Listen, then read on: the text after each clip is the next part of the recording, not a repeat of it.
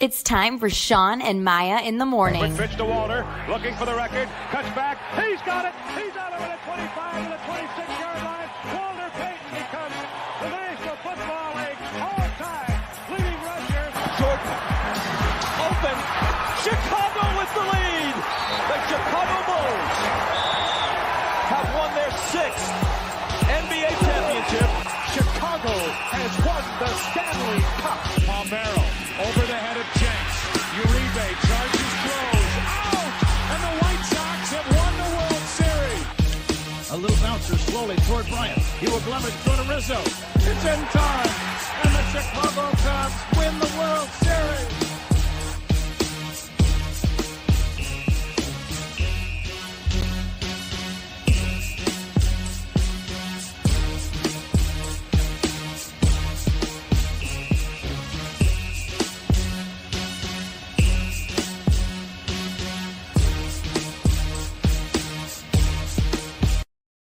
What up, what up, what up? Welcome to Shawn and Maya in the morning on this Hump Day edition. I'm your boy, the Superback Shawn Sierra. Thanks for tuning in. Man, oh man, oh man. Do we have a phenomenal show for you? Let me tell you something. This NFL free agency, the baseball, not NFL, MLB free agency has been nuts. And we're going to talk a lot about it today. Make sure to listen. If you watch this on Facebook, well, then I guess you found us on Facebook. And if you're not following us on Facebook, what are you doing, right? Go to Facebook, type in Sports Zone Chicago, click the like button. Now you're following Sports Zone Chicago. And listen, and while you're on Facebook, you might as well go to our show's page, Shawn and Maya in the morning as well. Make sure you like that. And now you're following the show's page as well as the station's page. Following both both of them for all you non-Ebonic people. Both okay. Now, if you're watching this on a YouTube channel, excellent. And if you haven't subscribed to our YouTube channel, what? Come on, man. Come on, man. And rest in peace. Come on, man. All right, here you go. Go to YouTube, type in Sports Zone Chicago. All right, download, click the subscribe button. Subscribe. All right, click the subscribe button, and now you're following, and now you subscribe to our Sports Zone Chicago YouTube page. All right, so in addition to Shawn and Maya in the morning, 3 days a week, in addition to our other 5 live shows throughout the week, okay, they're all archived there. They're all archived. So you can go check them out at your leisure. And if you're watching us on the app, that is even more excellent. And if you haven't downloaded the app, what? For my boy, rest in peace, Tony, Chef Daddy himself, rest in peace. If you haven't downloaded the app, what are you doing? All right, go to wherever you get your apps from. iTunes, Google Play, Walmart, Kmart, Amazon, 7-Eleven. You type in Sports Zone Chicago. I know you would, you son of a biscuit. You type in Sports Zone Chicago. You download it. You take us with you on the go. And not only will you have Shawn and Maya in the morning, three times a week, not only will you have our other 5 live shows, and I'll have them all archived, but you're going to have a slew, and I mean a slew of articles, thanks to our man's Clarence Council III. Big shout out to Clarence Council III. You can also tweet the show. You can tweet us at Sports Zone Shy. That's CHI at Sports Zone Shy. Now, if you want to follow me, just me, personally online, you want to know what I did? Well, let me tell you what I did. You want to know what I did? Here's what I did. I'm going to nice and easy for you folks. Nice and easy. One handle for Facebook, Twitter, Instagram, Snapchat, the Snapper, and soon to be TikTok. All one handle, and you see it right here at the Shawn Sierra. If you want to follow my lovely co-host Maya Kai, you can follow her on Facebook and Twitter at the Sports Chica. Tu madre. Oh God. And if you want to follow our Instagram because you're an IGer, follow her at Maya_Kai. It's MAYA_AKAI. I'd be remiss if I didn't bring him out. He's the man who makes everything run smoothly here at Sports Zone Chicago. He is the man behind the curtain, the Wiz, some people like to call him, but I like to call him a Puerto Rican Swiss Army knife. And he's not ready to come out. He's like, no. He's not ready to come out. Wouldn't you know it? Yeah. Oh, he's ready. My man, Ivan Vargas. Ivan, what's up, Baba? How are you? I'm good. I just had to get that mic situation fixed real quick. It wasn't even plugged up. But anyway, no, I'm good, Shawn. Good morning. Good morning, everybody in the chat. What's up? I got some good news.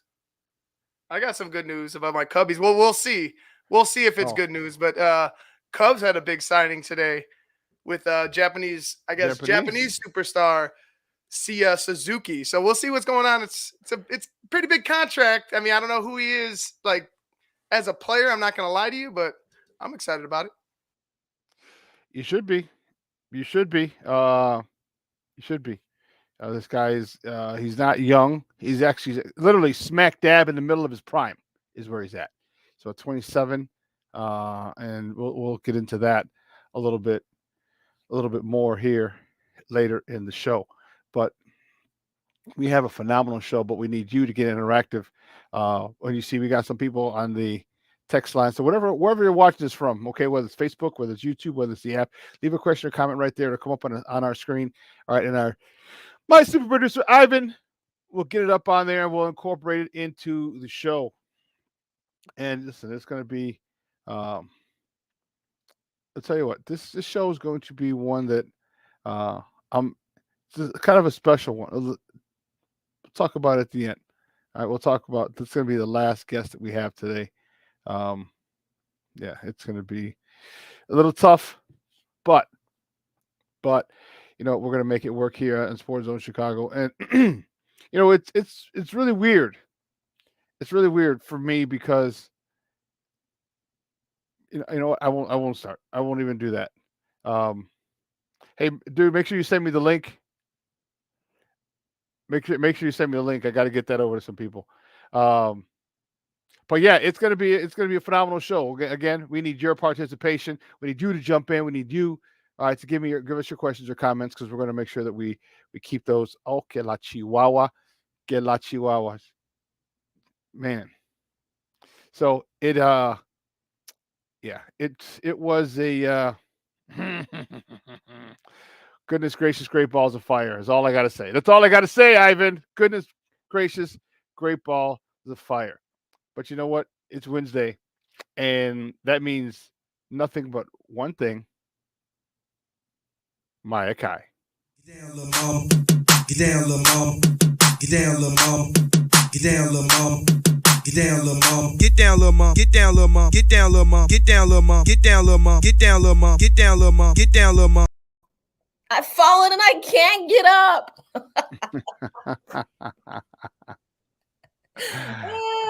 Hello. Why am I not surprised with your hat? You knew this was coming. You knew this was coming. I'm surprised you don't have an Iowa t-shirt on. Or you might have an Iowa I can't see it. No. I just, I'm rocking my little blinged out hat. So I figured, that's enough right there. That's more than enough right there, yeah. It's more than enough. So I'm good. But no, it's bragging rights. The men and the women won the Big Ten championship title. Oh, wow. I guess see, they could play some basketball out in Iowa. That wasn't even talked about, but the women actually won the title too. So, gotta show love. Like, hey, they showed up. I'm actually happy for a change because, me and I were on the outs a little bit. Oh, you were?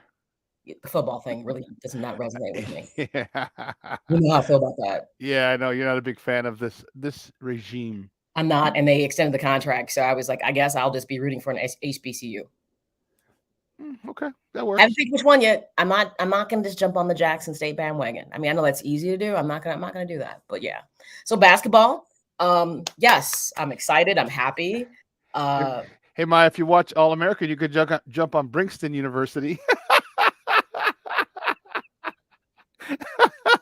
For those of you who don't know, All American is a TV show, and Princeton's a fictional HBCU in Atlanta. One of the characters migrated from California to go there and be close by her aunt, but that's just a little inside joke. If you watch All American and All American Homecoming, which I do watch All American Homecoming. I don't watch Homecoming. I've seen bits and pieces. I'm to the point where I need for shows to finish so I can just binge watch them. Okay. You're a binge watcher. I'm going week to week now because everyone is saying that the reboot of The Fresh Prince is really good. That's what I heard. I haven't seen that either. I've heard it's like it really tackles some stuff like it's current day. So I'm like, well, you know what? I'm gonna let it finish, and then I'm gonna binge watch it because I can't week to week. So I can't do that. I can't do that anymore. So yeah. Well, you can just record them. No, that's what I do. I record them, and if I can't watch it on Tuesday, then I'll watch it later in the week, and if not, then the following Monday I'll watch it. And because I like those two shows, I think those two shows are pretty cool. And it's really cool. I've only seen one or two episodes, but I liked it. So I was like, well, I'll let it finish. I didn't do Homecoming. Yeah, All American's good. They think they're in their third or fourth season right now, and so you definitely have to catch up on that. And it gives you the backdrop. And then when they finally do go away to college, Okay. it really tackles a lot. They did a good job of it. They tackle a lot of the issues that college athletes deal with.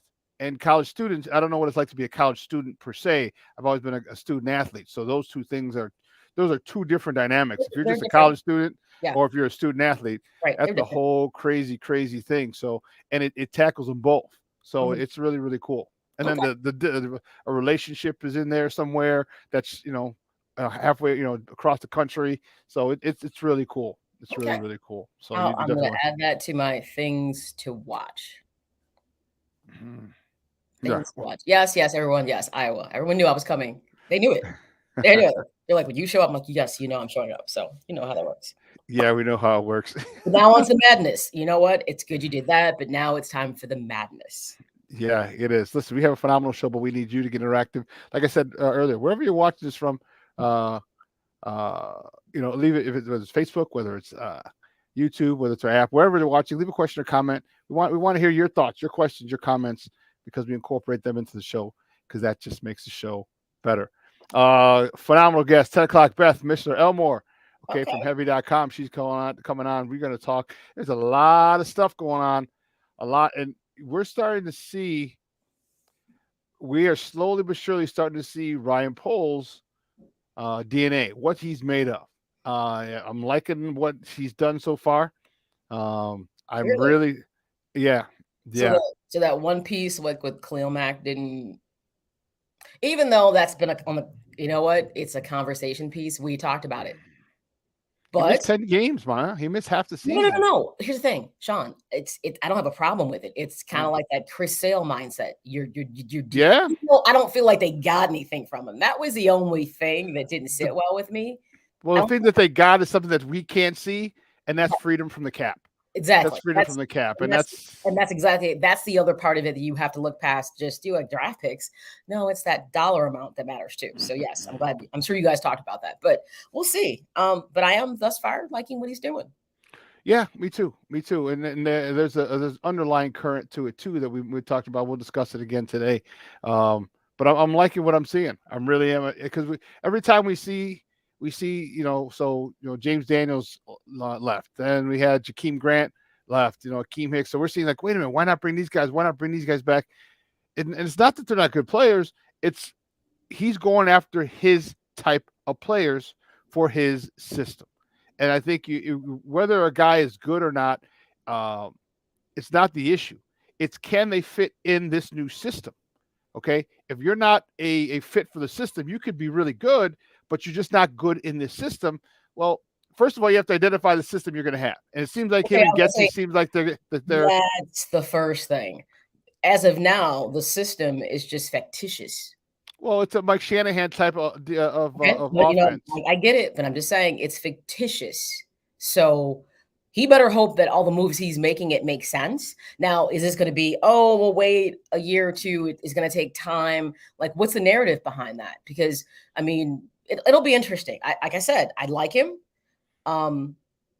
It's about your vision. So I get it. That what you see right now on the field was somebody else's vision. But I also don't feel like you just kind of deal pieces, especially after you develop them. I have a hard time with when you develop something and you just deal it because it doesn't fit into your system, which is not exactly proven at the point. But we'll see. He better do well. Otherwise, people won't do well with all the pieces he's dealt away. I'm just going to say that. I'm okay with it, though. Do your thing. It better work, though. I mean, I'm not coming back this year. I'm hanging out with the kitty cats and Cincy. So I'll see y'all later. Okay. And Miguel, don't you dare blaspheme on here. You hear me? Damn it. Don't do it. Don't do it. Hey, the shit talking has begun, Maya. Me and Ivan were at it the other day. It's in full effect. And you know what? I got a little bit of it. I did. I love it. We missed that. We missed that. So it's back. Okay. Again, some stuff made there. I was like, wow, really? The Rodon thing did not sit well with me. You know that, right? Yeah. And it didn't sit right, not because I like him. I'm like, he was technically your best pitcher. I was like, maybe there's something, I don't know. I'm just going to sit it right there. And it's not Giolito. Well, Well, Anyway. we're gonna see. So again, 10 o'clock, Beth Michler-Elmore is gonna come on, talk a lot of Bears with us, and then 11:30. All right, our guy Dedrian Colon is gonna come on. We're gonna talk a little Scott Hall.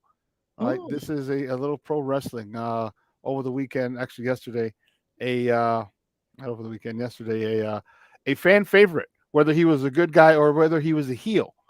All right, he passed away, and his name was Scott Hall, or if you know him as Razor Ramon, one or the other.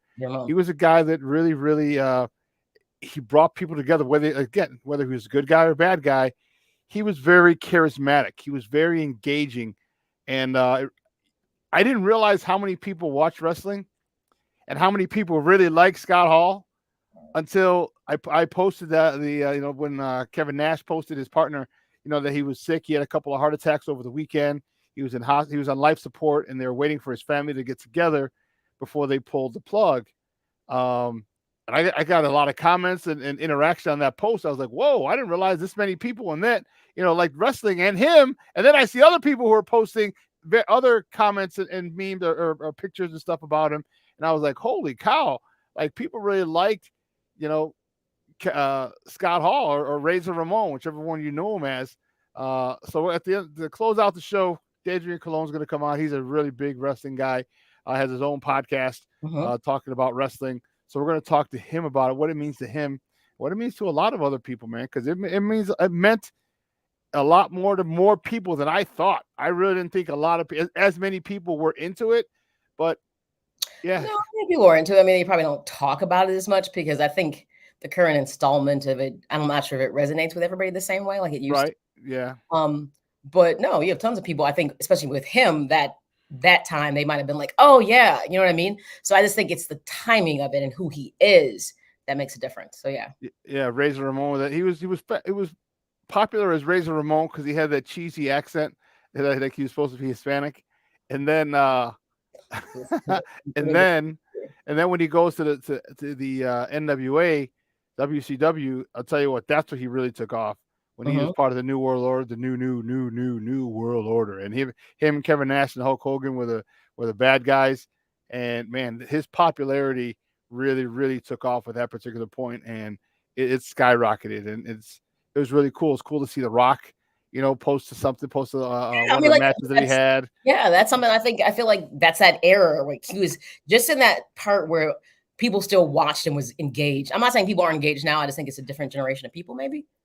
So I think a lot of people totally knew who he was. You got someone saying that Walter Payton was on his side when he wrestled Shawn Michaels. I mean, yeah. So think about that time frame, Walter Payton. So that Walter Payton and Razor Ramon, that's right. And because even Jared posted a picture because Jared was in the ring and that after that match when they won. So Jared had a picture of Razor Ramon holding Walter's hand and Jared's hand. That had to be really, really cool. Time frame of when he wrestled, and I think so. I do believe tons of people know who he is. Like, oh yeah, it's just I don't think people are as enthusiastic about it now. Maybe somebody is, but just not my peoples aren't. So, and then we have a whole bunch of other stuff to talk about. We have baseball signings to talk about, White Sox, Cubs, tons of signings. We got Bulls talk. Man, they're getting a little scared. The ground, the footing doesn't seem too good as they're headed to the playoffs. Not really happy about that. And we have this thing called March something or other. March Mayhem? No. March Maniacism? No. Mark Maniacs? No. Oh yes, the madness is back, and we have something to talk. Madness begin. It has begun. It started yesterday. It's going to continue today, and it's really, really going to pop off tomorrow.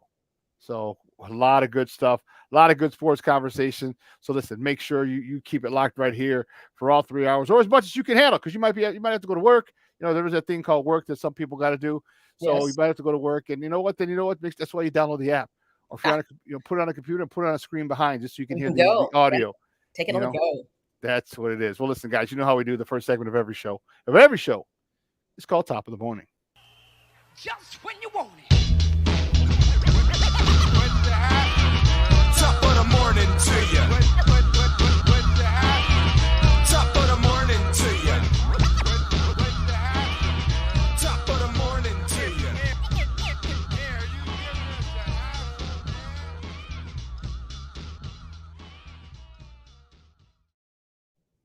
Well, the first top of the morning topic, we're going to go back a little bit. The Bulls on Monday, they fell to the Sacramento Kings, the lowly Sacramento Kings, 112-104. Unbelievable. That was really, really frustrating. DeMar DeRozan. Zach LaVine had 27 points. DeMar DeRozan. He had 21 points, 7 boards, 6 dimes. Vucevic added another double-double, 23 points and 10 rebounds. However, this was a team that had won 14 games going into this contest. This was a game that the Bulls had to win. When you place these bottom feeders, you have to take care of business. Now, mind you, this is a different Sacramento team that we saw that was part of only winning 14 games because they made a trade, and they have the guy from Indiana, Sabonis. They have a couple of guys, and it was a completely different team, and they truly is overmatched the Bulls. They were up by 20 at one particular point. The Bulls got it back to within 1 and late in the third, but then Sacramento just pulled away, and you know what? It was frustrating. It was a game that they let get away, and just not a good day for our Chicago Bulls. Not a good day on Monday at all. First of all, the Bulls are falling within the playoff picture exactly where they should be. I said the whole time, like, you are not a number 1 or 2 seed. You're not. So they're falling to the middle of the pack where they really should be in the playoff picture, so to speak. I mean, yes, they should have won that game. In fact, you would expect your less than marquee players to have bigger games because of the matchups, but they didn't. I mean, sometimes you just have a bad night. Sometimes bad teams or mediocre teams get the best of you, and that's just what it is. So yes, we do expect them to win, but night to night, it can be that way. And Sacramento definitely is playing much better. Man, later in the season, they found the rhythm. You know, I still feel like that the Bulls are still not in sync. Like Zach comes back, and I still feel like he's not sure exactly what to do with DeRozan being on the floor. And the thing is, DeRozan is not trying to take anybody's shine. That's not it. So I think they still haven't found, you know, that rhythm that they need. I agree with Cornelius Squalls on this when he just said LaVine. But here's the thing. I was the one person who said a long time ago, he's a max player. I mean, don't get me wrong. I like Zach LaVine, but I'm one of the few people who said that's not somebody I would build my team around personally. I felt this way for a long time, but you know, when people get in their feelings about stuff, you let them get in their feelings about it. But he's not somebody I would build around. But then that creates a bigger issue for you, because if he's not, then who is it? I don't know that person is on this team. That's the problem. And the fact that, yes, we do need everybody healthy. I agree with you. They need all hands on deck. They need everybody to go into the playoffs. If they don't have everybody back, because Ball was a big part of that equation. Caruso was a big part of that, you know, that equation. Mm-hmm. Like, what was that stat that when Caruso's on the floor, they go from being like the 26th team in the league defensively, like to like the second or third? Yeah, that's a huge drop. Think about that. Mm-hmm. So they can't afford to have those two people out, because I'll be honest, it'd be like if you looked at Brooklyn not having 1 or 2 of those players, their key people in, they're not the same team. That's why Brooklyn's in the 8th spot right now, because exactly. Kyrie hasn't played the home games. We got to call it what it is. They need all hands on deck because to be competitive. But I still feel like you should be able to manage teams like Sacramento. Okay, sad. DeRozan has a better game. Guess what? They probably win the game. But I don't want the Bulls to come and go as DeRozan, because I feel like he's been nothing short of keeping them in the mix. You know what I mean? So it was a sad and sorry loss, but it is what it is. Yeah, it has been, and that's the one thing that's really bothering me though is DeMar DeRozan's shot selection lately he's been a black hole, and he hasn't been as efficient as he was earlier, especially on the when he was on that streak of 9 games of 35 points, shooting 50% or better, and he's got to give it up. And I see him taking too many teams are double teaming, they're playing him, they're defending him better. He's got to find another an outlet. And here's where Zach LaVine, who if he wants that max money, okay, here's where Zach LaVine needs to step up, and he hasn't been stepping up. And he has to. That's the thing. He has to step up. DeRozan carried the team when Zach wasn't there, so now Zach, you're back. You have to step up. And you know, maybe DeRozan is trying to like, hey, come on, you know. But Zach, haven't we all said this? He doesn't have that eye of a tiger kind of mentality, like killer instinct. He doesn't have it. He just doesn't. And when you have a guy who just doesn't, that tends to be a problem. It really does. So especially in those situations when you need it, you need that. There's no eye of the tiger for him. There's no killer instinct. There's no assassin mentality for him, and that's a huge problem because you see it in DeMar. Okay, in DeMar, if you wonder why, I mean DeMar. Remember, DeMar was growing up in South Central. You hear Stacy say it. It's Compton's finest. Well, he grew up watching some guy named Kobe Bryant. Every single night. Okay, as a kid growing up, and what was Kobe's mentality? Kobe was kill you at all costs. All right, he was beat you no matter what it took, and he had no mercy. This is the same type of mentality that DeMar has, but we don't have it in Zach. And it should be told, you're not gonna get it at this stage of the game. You're just not. What you see is what you get, and I'll be curious what Joseph has to say about this because it's really true. Now, mind you, Kobe's pedigree is different than everybody we're talking about in this room. I mean, he grew up around basketball, he was groomed to be who he was. So I get his mentality. DeMar just has a different mindset about it. He just has that kind of killer instinct. I want to ball. He even talked about, he was on a podcast talking about his approach is kind of like boxing. I'm gonna wear you down, blah blah. I mean, he's got a mentality in the game. If you ask Zach what his is, I don't think he has one. Again, I'm gonna say I said this a long time ago, and people were like, "Oh, you're wrong." I was like, I don't think he's that dude, but that's just me. What would Joseph say? Is the question. Well, we're going to find out. We're going to take a quick break, and on the other side of the break, we're going to bring our man Joseph Phillips in and see what he has to say. So don't go anywhere, folks. Keep it locked right here. Shawn and Maya in the morning on Sports Zone Chicago. AutomotiveMap.com presents the Sports Flash on the Sports Zone Chicago. First four action in the NCAA men's basketball tournament on Tuesday. Texas Southern beat Texas A&M Corpus Christi 76-67. The winner advances in the Midwest Regional. Texas Southern will take on top seed Kansas. That matchup scheduled for this Thursday night, 9:57 Eastern, 8:57 Central. Indiana advanced past Wyoming with a 66-58 win. Indiana will take on St. Mary's in the East Regional. That matchup is set for this Thursday night, 7:20 Eastern, 6:20 Central. Two more first four matchups today. Wright State tangles with Bryant in the South Regional. The winner moves on to face top seed Arizona. That matchup scheduled for this Friday night. In the West Regional tonight, it's Rutgers against Notre Dame. The winner will move on to face 6th seed Alabama. That game set for this Friday afternoon. For lightning fast sports updates, download the Score app. It's free and one of the most popular sports apps in North America. I'm Chuck Sanders. That's the Sports Flash on the Sports Zone Chicago. Liberty Mutual Insurance Company presents and Doug. Check it out, Limu, a roadside carnival. Step right up, folks. Test your strength. Come see the fire-breathing baby. Let's fan out and tell people that Liberty Mutual customizes your car insurance so you only pay for what you need. Look, an emu wearing sunglasses. Limu, you're famous. Only pay for what you need. Liberty, liberty, liberty, liberty.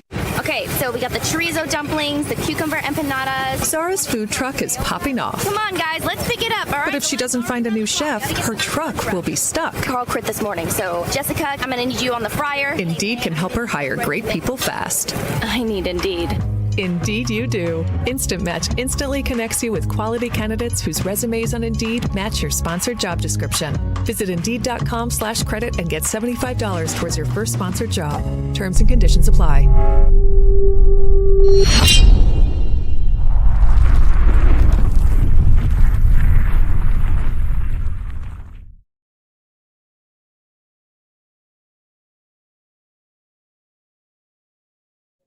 Welcome back to Shawn and Maya in the morning on Sports Zone Chicago on this Hump Day edition. And it's time to bring him in. We got to bring in our guy. We got to bring in your guy. We got to bring in the guy. He's the guy you find on Twitter at ACA Joe. Let's bring him in. Joseph Phillips. Joseph, what's up, Papa? Or how is it? Joseph, what's up, Papa? How are you? What's up, guys? How y'all doing? God bless. How y'all doing? Well, how are you? Wonderful. It's going to be 70 degrees today, man. It's going to be 70 degrees today. It's wonderful. Man, I'm wonderful as all get out. I just bought a hoop in my yard, man. So you let me know. I'll bring the carne asada, and you got the basketball. I'll bring the carne asada. Like the 90s, you know how everybody's to hoop in everybody's backyard in the 90s. I don't even know if they do that anymore. But I'm trying to bring that back in my neighborhood. We did that in the 80s too. Don't get it wrong. We did it in the 80s. Yeah, in the 80s we had the crates. We had the crates. You know, blacks started moving up in the 90s economically, so they can afford the rims. So they kind of changed. Y'all didn't have hoops. What? We had crates. We had full court crates. I ain't lying to you. We used to go in the Conley's backyard. It had a court, and we did.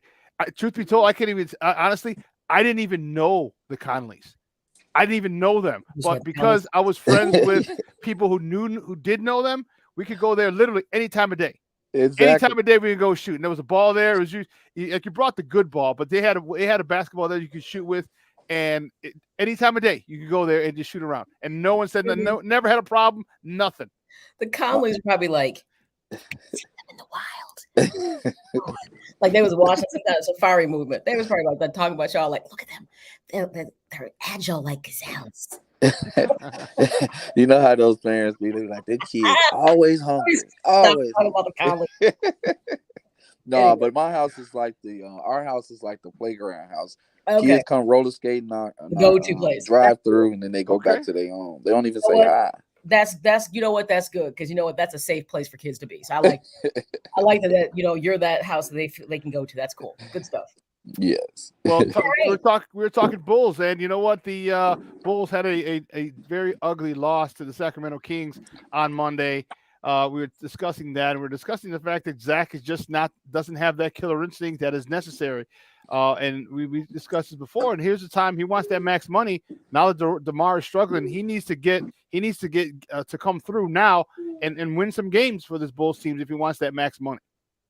Yeah, well, Zach is going backwards because he's taking the wrong advice from the LeBron James school of wrong advice. Once he signed with Clutch Sports, I knew his mentality, his IQ was going to drop like 3 or 4 or 5 levels.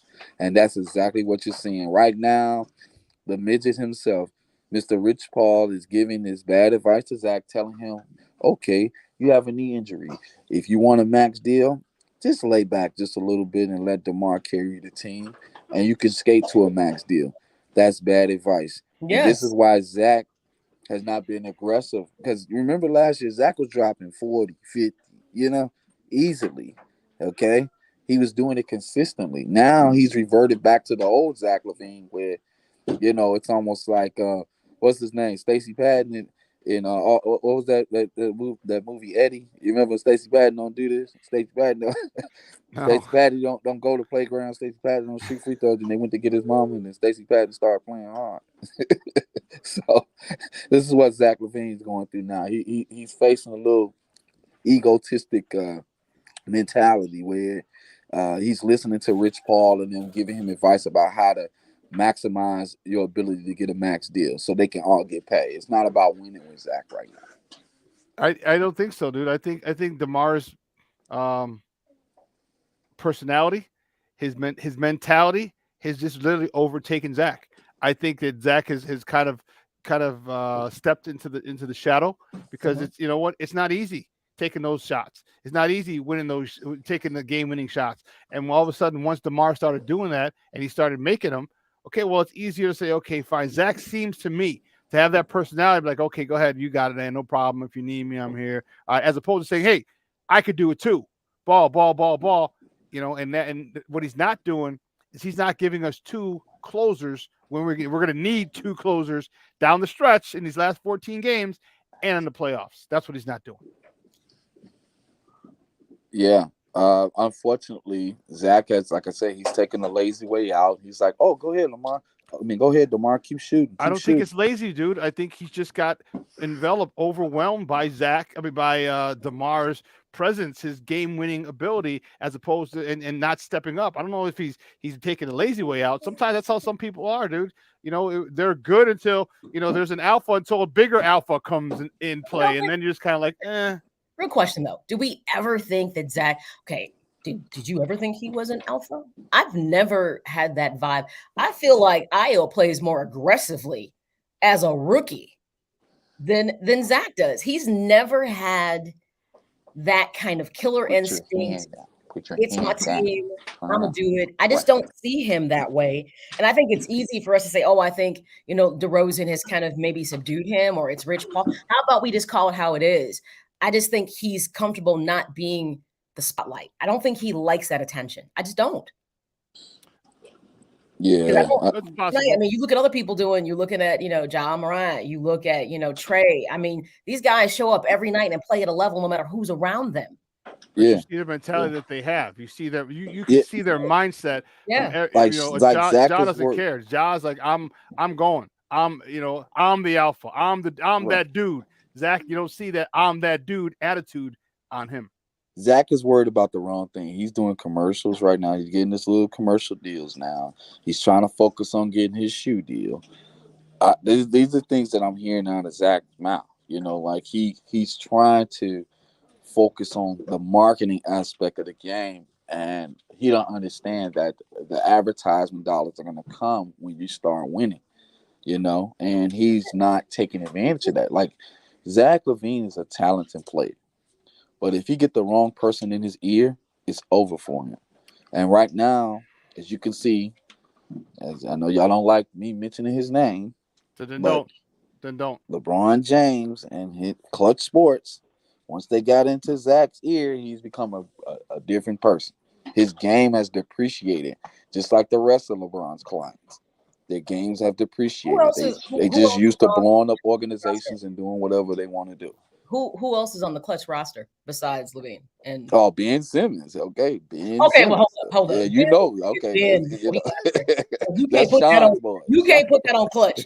Ben was already being Ben. It just took people to see it for a minute what he was. So I can't even put that one on them because no, he's a poster boy for that. That narrative is because he took all of Rich Paul's advice. Anthony Davis, he's never healthy. Okay, he's always hurt. Okay.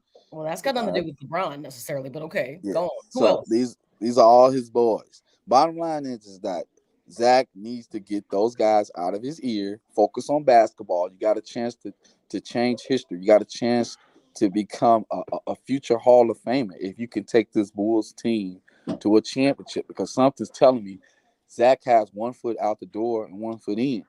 And you can't win like that. And then he keeps catering to his knee. Every time he has a bad game, oh, my knee was hurt. Then you have a superb game. You like, oh, I didn't think about it. My knee felt great. No, I agree with you. It's a little wishy-washy. When it's bad, it's the knee. When it's good, it's just me. Now, yeah, it's inconsistent. I agree. Well, I agree with that. Let's the kind of add on to 1A top of the morning topic. The Bulls travel to Utah tonight. The Utah is in the 4th spot in the East, just like the Bulls are in the 4th in the West. They're facing a good team, so I don't anticipate them doing very well yet again. The Bulls are poor, have a very poor record against teams over 500 winning percentage, and this is another team that's over 500 winning percentage. I'm really not looking to see this team, this Bulls team win tonight. If they do, I'm good. If they can come through, I'll be good. If not, because it'll be exactly what I expect. I expect them to lose this game tonight. Here's another thing I think it's integral, and we can't look past it. Their deficit is that they don't have all the pieces on the floor that are part of what makes them successful. Mm-hmm. So that's the part that, they need Ball. They need Caruso. I mean, there's no doubt about it. Without them on the floor, they're not the same team. They don't have that filler piece. So, I mean, you're going in when you're playing against a team where everybody, it's all hands on deck and you're not all hands on deck. That's an issue, but you still have to find ways to win. So I don't know, maybe isn't it weird that we always say that people show up and play differently based on their opponent, which I always think is weird. Who knows? Maybe tonight they'll show up and play differently. We don't know. We'll see what happens. I mean, they're on the road.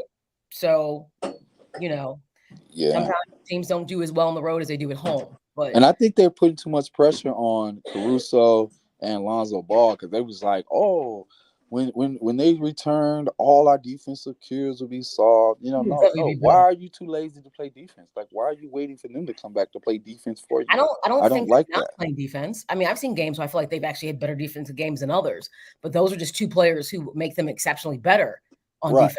That's all. I mean, I've seen games where I think they played well, but it's just they make them better. You can't. Yeah. But you got to play defense. Their defense has sucked all season without those guys, and even Billy Donovan. And we talked about it earlier. Is you just because Caruso and Lonzo Ball are out doesn't mean that you can't rotate. Doesn't mean that you can't close out. Doesn't mean you can't box out. These are all things that the Bulls weren't doing in the middle of that losing streak. Okay, just because they're not there doesn't absolve you from your own individual responsibility. Exactly. And they weren't doing that, and that's what's bothersome. And you needed a guy like, and then Caruso's trying to coach it from the bench, which is great. But you know, defense is not about talent.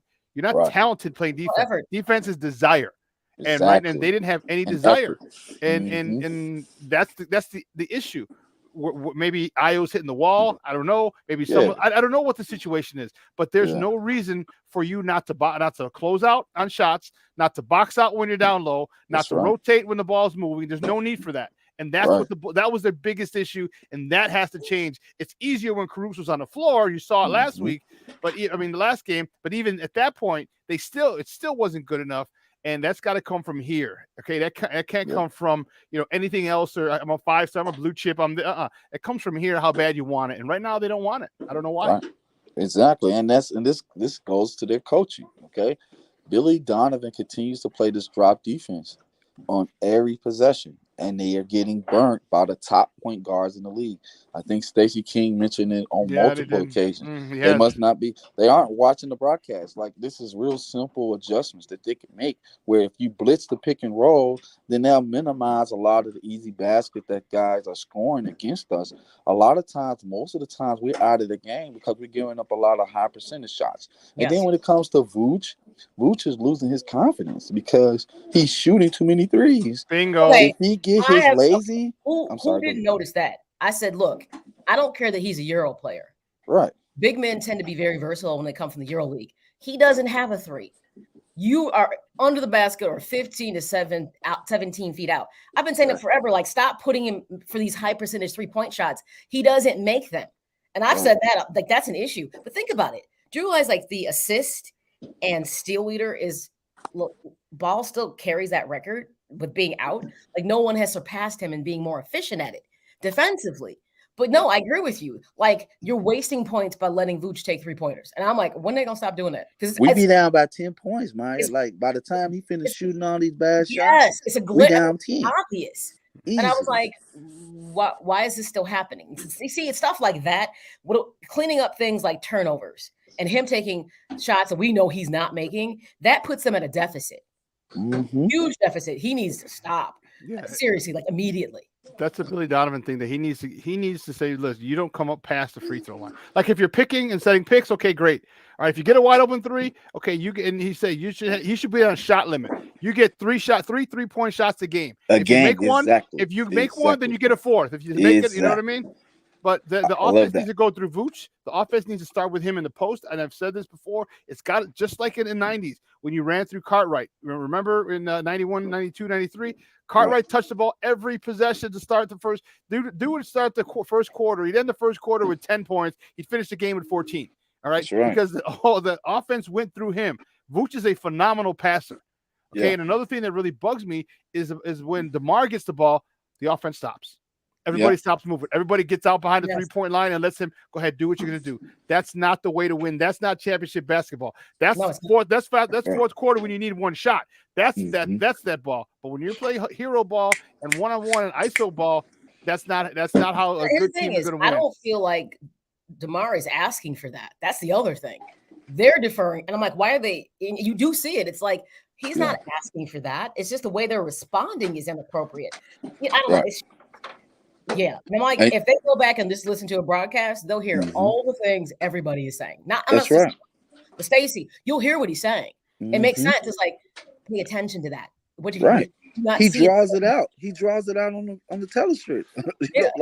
like he actually draw it out and tell you. It's just like, but I tell you guys again, when people try to convince me, I'm like, no, they're not winning the East. They don't have enough in place, and they're not playing like a team who wants to win that way. They've regressed. They made progress and they regressed, and it's just Again, can I add another? Well, we got to move on. We can't stay on the Bulls all. We have a whole bunch of other stuff, dude. We got to move. The next time of the morning topic, the Blackhawks fall to the Boston Bruins 2-1 in overtime. We got to touch on them. Is their season over yet? That's just the question I have to ask because no one. That's unfortunate. There's not a lot of support for this Blackhawks team. They just need to get the season over with. They need to push. Now the new old man Wirtz and Rocky Wirtz. They need to push him back to the in the background and let the sun run it. They just need to be over. This season just needs to be over. Period. It's over without a saying. You knew that, right? It was over, but kind of when it started. Oh, but I just mean literally over, so we don't have to talk about them anymore because I have nothing good to say about them. Trade Patrick Kane. They're probably going to re-sign him. Trade Jonathan Taze. Trade Marc-Andre Fleury. You let Duncan Keith go, so I was like, what are we waiting for? I mean, it's like we knew how this was going to go. They're just not a team that's built to win anymore. I mean, and this sounds sad because you can't see Kane and Taze the same way like you used to anymore. No. Yes, they're the core that's aged, but not as efficient as they used to be. And you have to know when a time has passed. You know what I mean? Well, they don't have the helpers because remember they had great helpers. Yes, so when Kane made a phenomenal pass, boom, it's buried in the back of the net. When Kane, another made a phenomenal pass, it's buried in the back of the net. So it's time for them to it's time for in my opinion, it's time for Blackhawk season to be over. Moving on, because that's all I got to say about them. The next top of the morning topic, and we talked about this. Joseph, we'll let you pick. You want baseball or you want football? Because we got a lot of signings to talk about. Baseball or football? Well, we can. I can do football. Is that cool? Football. That's my why team ain't doing nothing. All right. The Bears have let some of their guys go, just in case you didn't hear on Monday. It actually happened during the show. Mitch Trubisky signed a 2-year deal worth up to $27 million with incentives with the Pittsburgh Steelers. In addition, another former Bear, his former teammate James Daniel, signed a deal with the with the Steelers as well. It's a 3-year, $26.5 million deal. So you got two former Bears going to be on the Pittsburgh Steelers this year. Look, you know how I feel about James Daniels, but that's where Iowa pulled their colors from, by the way. So for him, it'll just be like, I'm back in black and gold. So he's be okay with that. You know what? Hello, Joseph, I don't get. Again, it's the madness to it. We have to figure out like what this means. Like you have a system, but I don't know exactly what your system looks like. So I'm hoping for all the things you're dealing, especially draft picks, develop. I mean, I get you want to put your stamp on something.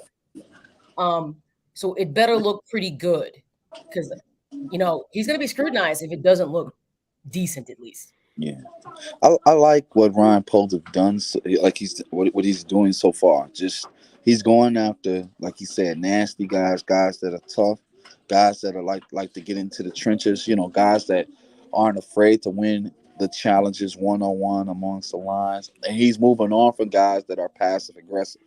Now, I'm not saying James Daniels was passive aggressive, but I'm saying that he did his best with the Bears. Now it's time for him to move on somewhere else. We went after Green Bay Center. What was that? Last night we signed him. We signed him last night. And then we went out there and got us a great nose tackle. So we're addressing the offense and the defense. And I think we can't build Rome overnight, so it's going to take some time to put this team at a Super Bowl caliber level. You mentioned Lucas Patrick was a guard and center in Green Bay, and he's one. He fits that nasty persona that Ryan Poles is looking for.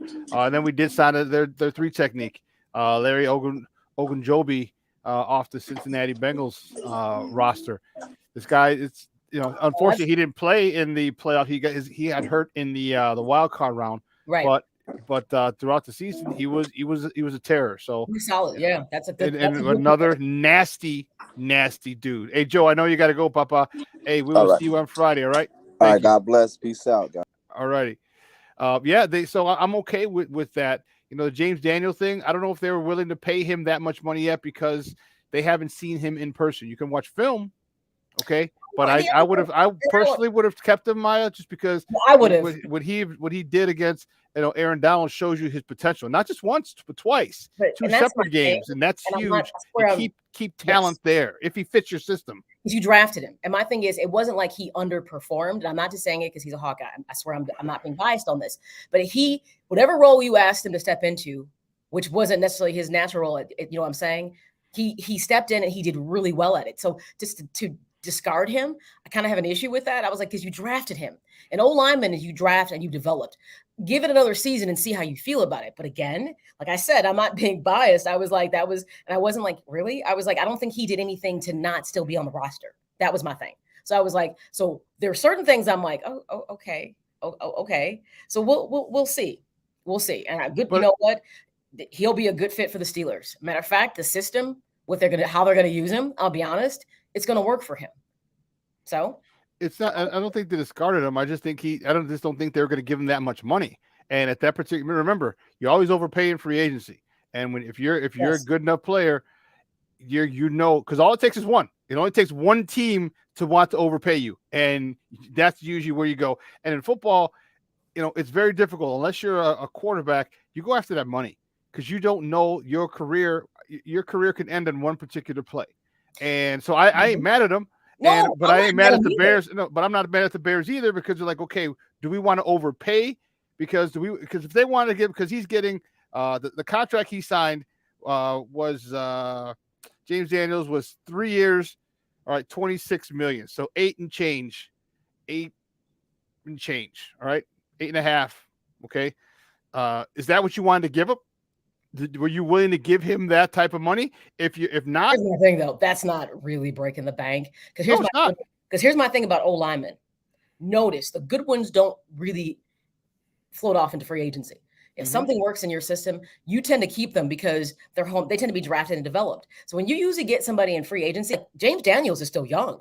So it's literally, it's a steal for the Steelers. If you think about this, that's why I was like, who didn't think this? Who didn't think, first of all, were you thinking with Justin Fields in mind? That's the first thing, because you need to make sure he's protected. Things are in place. So whatever you think is better, it better be better. That's my thing. So to pay your O-lineman, I always feel like they get the least amount of attention, but everybody notices when they don't do their job. So with that being said, you drafted, he met expectations.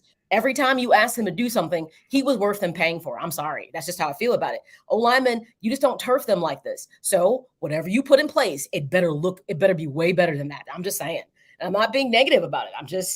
I don't like, because O-linemen are just they don't get the credit. They don't get credit for anything unless they don't do their job. Then everybody notices they're not doing their job. No, I hear you. Again, they didn't draft him though. He's not their guy. So the attachment to him and to anybody on his roster is not there. He's not their guy. Here's the thing. Everybody on the field is not going to be your guy. First of all, that's not being realistic to me. You can't just wash out the whole team because it's not your guy. You look at the guy who was drafted. He was a low draft pick, but yet he was a high producer. So my thing is, you look at the value you're getting. You should be very careful with the O-line. I just have a thing about that because look at Des Prescott looks fantastic because his line was good, not because he was an amazing quarterback. I'm sorry, Dallas, but his line was really good. So when you get to tinkering with that, I'm just going to say this. You look really good as a GM when I'm looking at you. But what you're putting together, I'm not there this year anyway, so I don't care. But I'm just saying. Sounds like you care. He will be highly scrutinized. You know he's going to be highly scrutinized. Oh. If this doesn't pan out. So you just can't get rid of everybody. Ivan, you were going to say what? No, yeah, no. I think you're right. You can't get rid of everybody. James Daniels is a leader, obviously, and I think Pittsburgh. When they said Pittsburgh, I was like, ooh, damn. I was like, he's gonna wreak some havoc.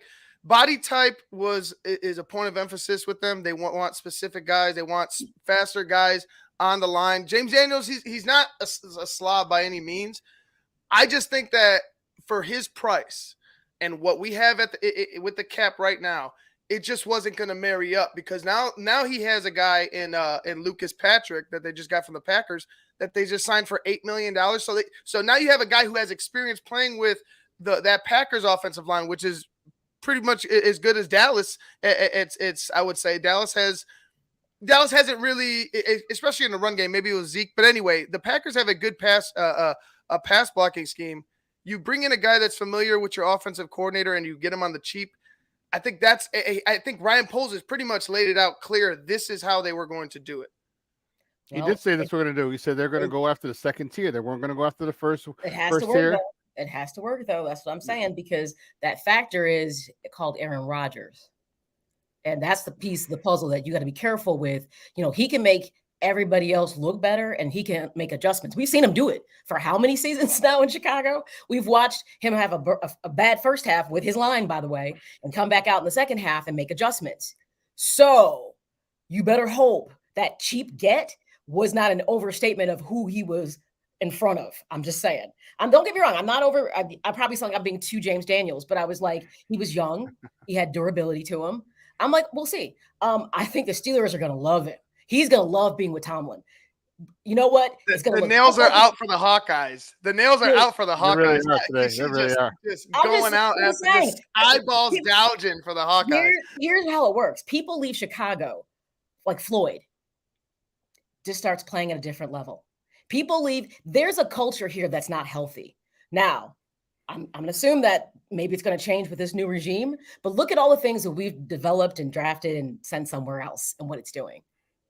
Yeah, but you can also say the same thing about Roy Robertson Harris. We drafted, we developed him, and he's off in anonymity. And Akeem Hicks wasn't a big name when he first got here. Like, oh, okay, and then he blew up. So it works both ways. It's just hope that that James Daniels doesn't go off and become a perennial Pro Bowler. Go off. Oh, that's what you do. Yeah, that's you. Because I hope not. Oh no, I hope not. But unfortunately, the problem, the issue is they have stability in Pittsburgh. That's the issue. So he's coming into a specific system that's been there for years. He's not figuring out with everybody else. The Bears are figuring out a new system this year. Just because they have a system in place in Pittsburgh doesn't mean it's always really been that great. Let's be honest. They've fallen short. And they're the first big move. They made the playoffs every year. So it can't be that bad. Okay, here's my thing about that. I have a thing about mediocrity. When people keep saying stuff like, but they make the playoffs, and where do you go from there? If that's your only goal, see that appeasement. See, Iowa people think like that, and it turns me off. It turns me off. Like, I'm not committed to you just getting to a bowl game or making the playoffs. I want you to be like going for the top of the hill. I don't like mediocrity. That's my thing. And to me, Pittsburgh has been very mediocre for years. But just because they go to the playoffs doesn't mean anything. Who wants just that? And then so it's over and you're okay. I don't particularly care for that mentality, but a lot of people think like that. I'm like, look, I'm trying to get to the big dance for real. And I want to win it. And just pecking every year, just tapping on the door and then it gets shut doesn't work for me. But a lot of people are okay with that. That's exactly why with the Bears, I'm like, I don't got time for that. I don't have time for that. Because when you say things like, we're going to beat Green Bay, you're thinking so small to me. That's small thinking. So I'm not overly impressed with Pittsburgh necessarily. I do believe I felt it was time for a quarterback change like 2 or 3 seasons ago, if you want to know the truth. It was, but you just don't. Yeah, I get it. But they're loyal. They're loyal, which loyalty is great, but it also can be the thing that will shoot you in the foot, not knowing when to let things go. Yeah, it can be. We've seen it. We've seen it. Well, we got to take a quick break, and on the other side of the break, we're going to welcome Beth Michler-Elmore. Welcome her back to Shawn and Maya. We have a lot to talk about. We're going to continue football conversation. We're going to talk a lot more Bears and a couple of their signings, a couple of the signings that got away, a couple of the people that they let go. We're going to talk about all that. So don't go anywhere, guys. Beth Michler-Elmore from Heavy.com is going to join us on the other side of the break. So keep it locked right here. Shawn and Maya in the morning on Sports Zone Chicago. AutomotiveMap.com presents the Sports Flash on the Sports Zone Chicago. First 4 action in the NCAA men's basketball tournament on Tuesday. Texas Southern beat Texas A&M Corpus Christi 76-67. The winner advances in the Midwest Regional. Texas Southern will take on top seed Kansas. That matchup scheduled for this Thursday night, 9:57 Eastern, 8:57 Central. Indiana advanced past Wyoming with a 66-58 win. Indiana will take on St. Mary's in the East Regional. That matchup is set for this Thursday night, 7:20 Eastern, 6:20 Central. 2 more first 4 matchups today. Wright State tangles with Bryant in the South Regional. The winner moves on to face top seed Arizona. That matchup scheduled for this Friday night. In the West Regional tonight, it's Rutgers against Notre Dame. The winner will move on to face 6th seed Alabama. That game set for this Friday afternoon. For lightning fast sports updates, download the Score app. It's free and one of the most popular sports apps in North America. I'm Chuck Sanders. That's the Sports Flash on the Sports Zone Chicago. Liberty Mutual Insurance Company presents and Doug. Check it out, Limu, a roadside carnival. Step right up, folks. Test your strength. Come see the fire-breathing baby. Let's fan out and tell people that Liberty Mutual customizes your car insurance so you only pay for what you need. Look, an emu wearing sunglasses. Limu, you're famous. Only pay for what you need. Liberty, liberty, liberty, liberty. Okay, Okay, so we got the chorizo dumplings, the cucumber empanadas. Zara's food truck is popping off. Come on, guys, let's pick it up, all right? But if she doesn't find a new chef, her truck will be stuck. Carl quit this morning, so Jessica, I'm gonna need you on the fryer. Indeed can help her hire great people fast. I need Indeed. Indeed you do. Instant Match instantly connects you with quality candidates whose resumes on Indeed match your sponsored job description. Visit Indeed.com/credit and get $75 towards your first sponsored job. Terms and conditions apply.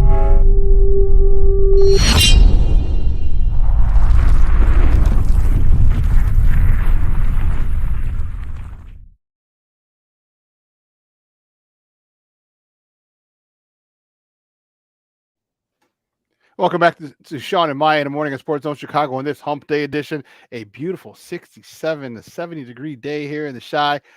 I'm telling you what, I could not be happier. After the show, going to take a little walk, enjoy this weather. It's going to be 50s and 60s all week. Yes, that's what I'm talking about. Our next guest is she covers the Bears for Heavy.com. You can find her on Twitter. And first of all, she's a good friend of the program. She's been rocking with us for a couple of years now. Yeah. Yeah, she has. And she changed her Twitter handle, which I think is the dopest thing now. It is the dopest Twitter handle. Remember she changed it a little while ago because it used to be Beth Michler-Elmore. Right. But now I remember I was giving her shit about it like when she changed it. Her you can find her on Twitter at Bear Down Beth. I think that sounds so cool. Okay, actually that's pretty fun. Bear Down Beth. That's fun. No, I like that. That's good stuff. Guys, just welcome back Beth Michler-Elmore. Beth, what's going on? How are you? Hey Shawn, hey Maya, good to see you guys again. Doing Yes. well. Okay, I'm loving the shirt. Yeah. Loving the t-shirt. Hey, all right, old school. I Old used to be a school. collector. Really? Yep. I might have to tap your brain. I have this collection I have to figure out what to do with. I've inherited something. So I have the same problem. I haven't inherited it. It's just like been with me for as long as I can remember. So partly it's sentimental and I just don't want to get rid of it. Oh, I'm not sentimental. So yeah, I want to get rid of it. My cousin was he had baseball, football, and basketball cards from the 80s and 90s. And he kept them. He converted a tool shed, like a mobile tool shed. He converted that into a card case, and they had little plastic, foam on it, and the cards were on there. You pulled out each drawer, where not the instruments, but he just put he would just put the cards there. Dude, it looked awesome. And then he let it go. That's a whole nother crazy story. But I know what you're talking about when it comes to cards, and that's pretty cool.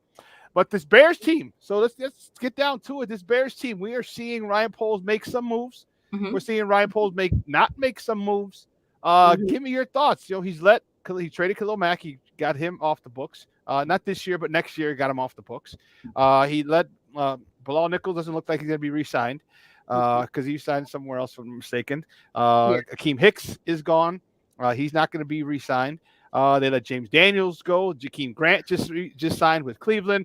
Are you okay with all these guys? And right now we've only gotten the defensive tackle and the Packers center guard offensive lineman. How are you liking this so far in free agency from Ryan Poles? I liked the Larry Ogunjobi signing, but I didn't love the money for it. I thought it was a little steep. I think we all would have liked to see some money put into OL, right, within the first wave. I kind of thought, though, that he did tell us what to expect, right? I mean, Poles did say, I'm going to be pretty active in the second and third waves of free agency. Right. And I think now is when and I think also, too, he's being really patient, right? I think he's kind of waiting to see who gets released. I think that's like at the top of his, who's coming, because I think he knows that more people are going to be available. Like just yesterday, J.C. Treader became available. He's an intriguing option at center. So I think he's kind of like playing that game a little bit, too. I think of the ones that left, the only one I might have tried to hang on to is James Daniels. He's 24. He's got all the promise in the world. He's versatile. I would have paid him.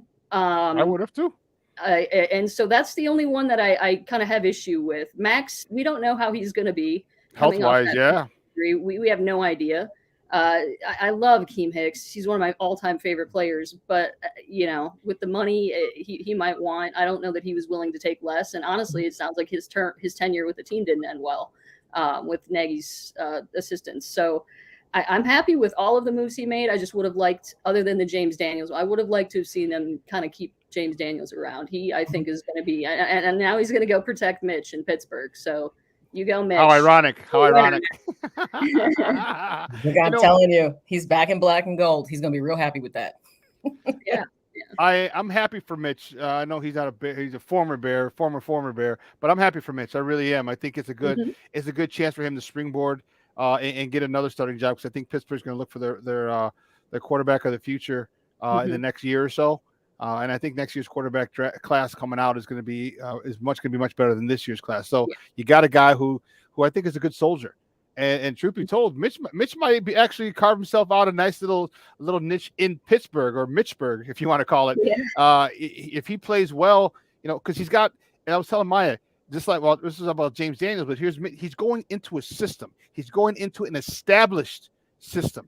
Everybody else doesn't have to know everything, because they're already up to speed. They've been in the system for 2 or 3 or 4 years, or however long they are. He's the only one. So once he gets up to speed, things are going to be different, and there's a level of accountability that'll be there that Pittsburgh has that wasn't here.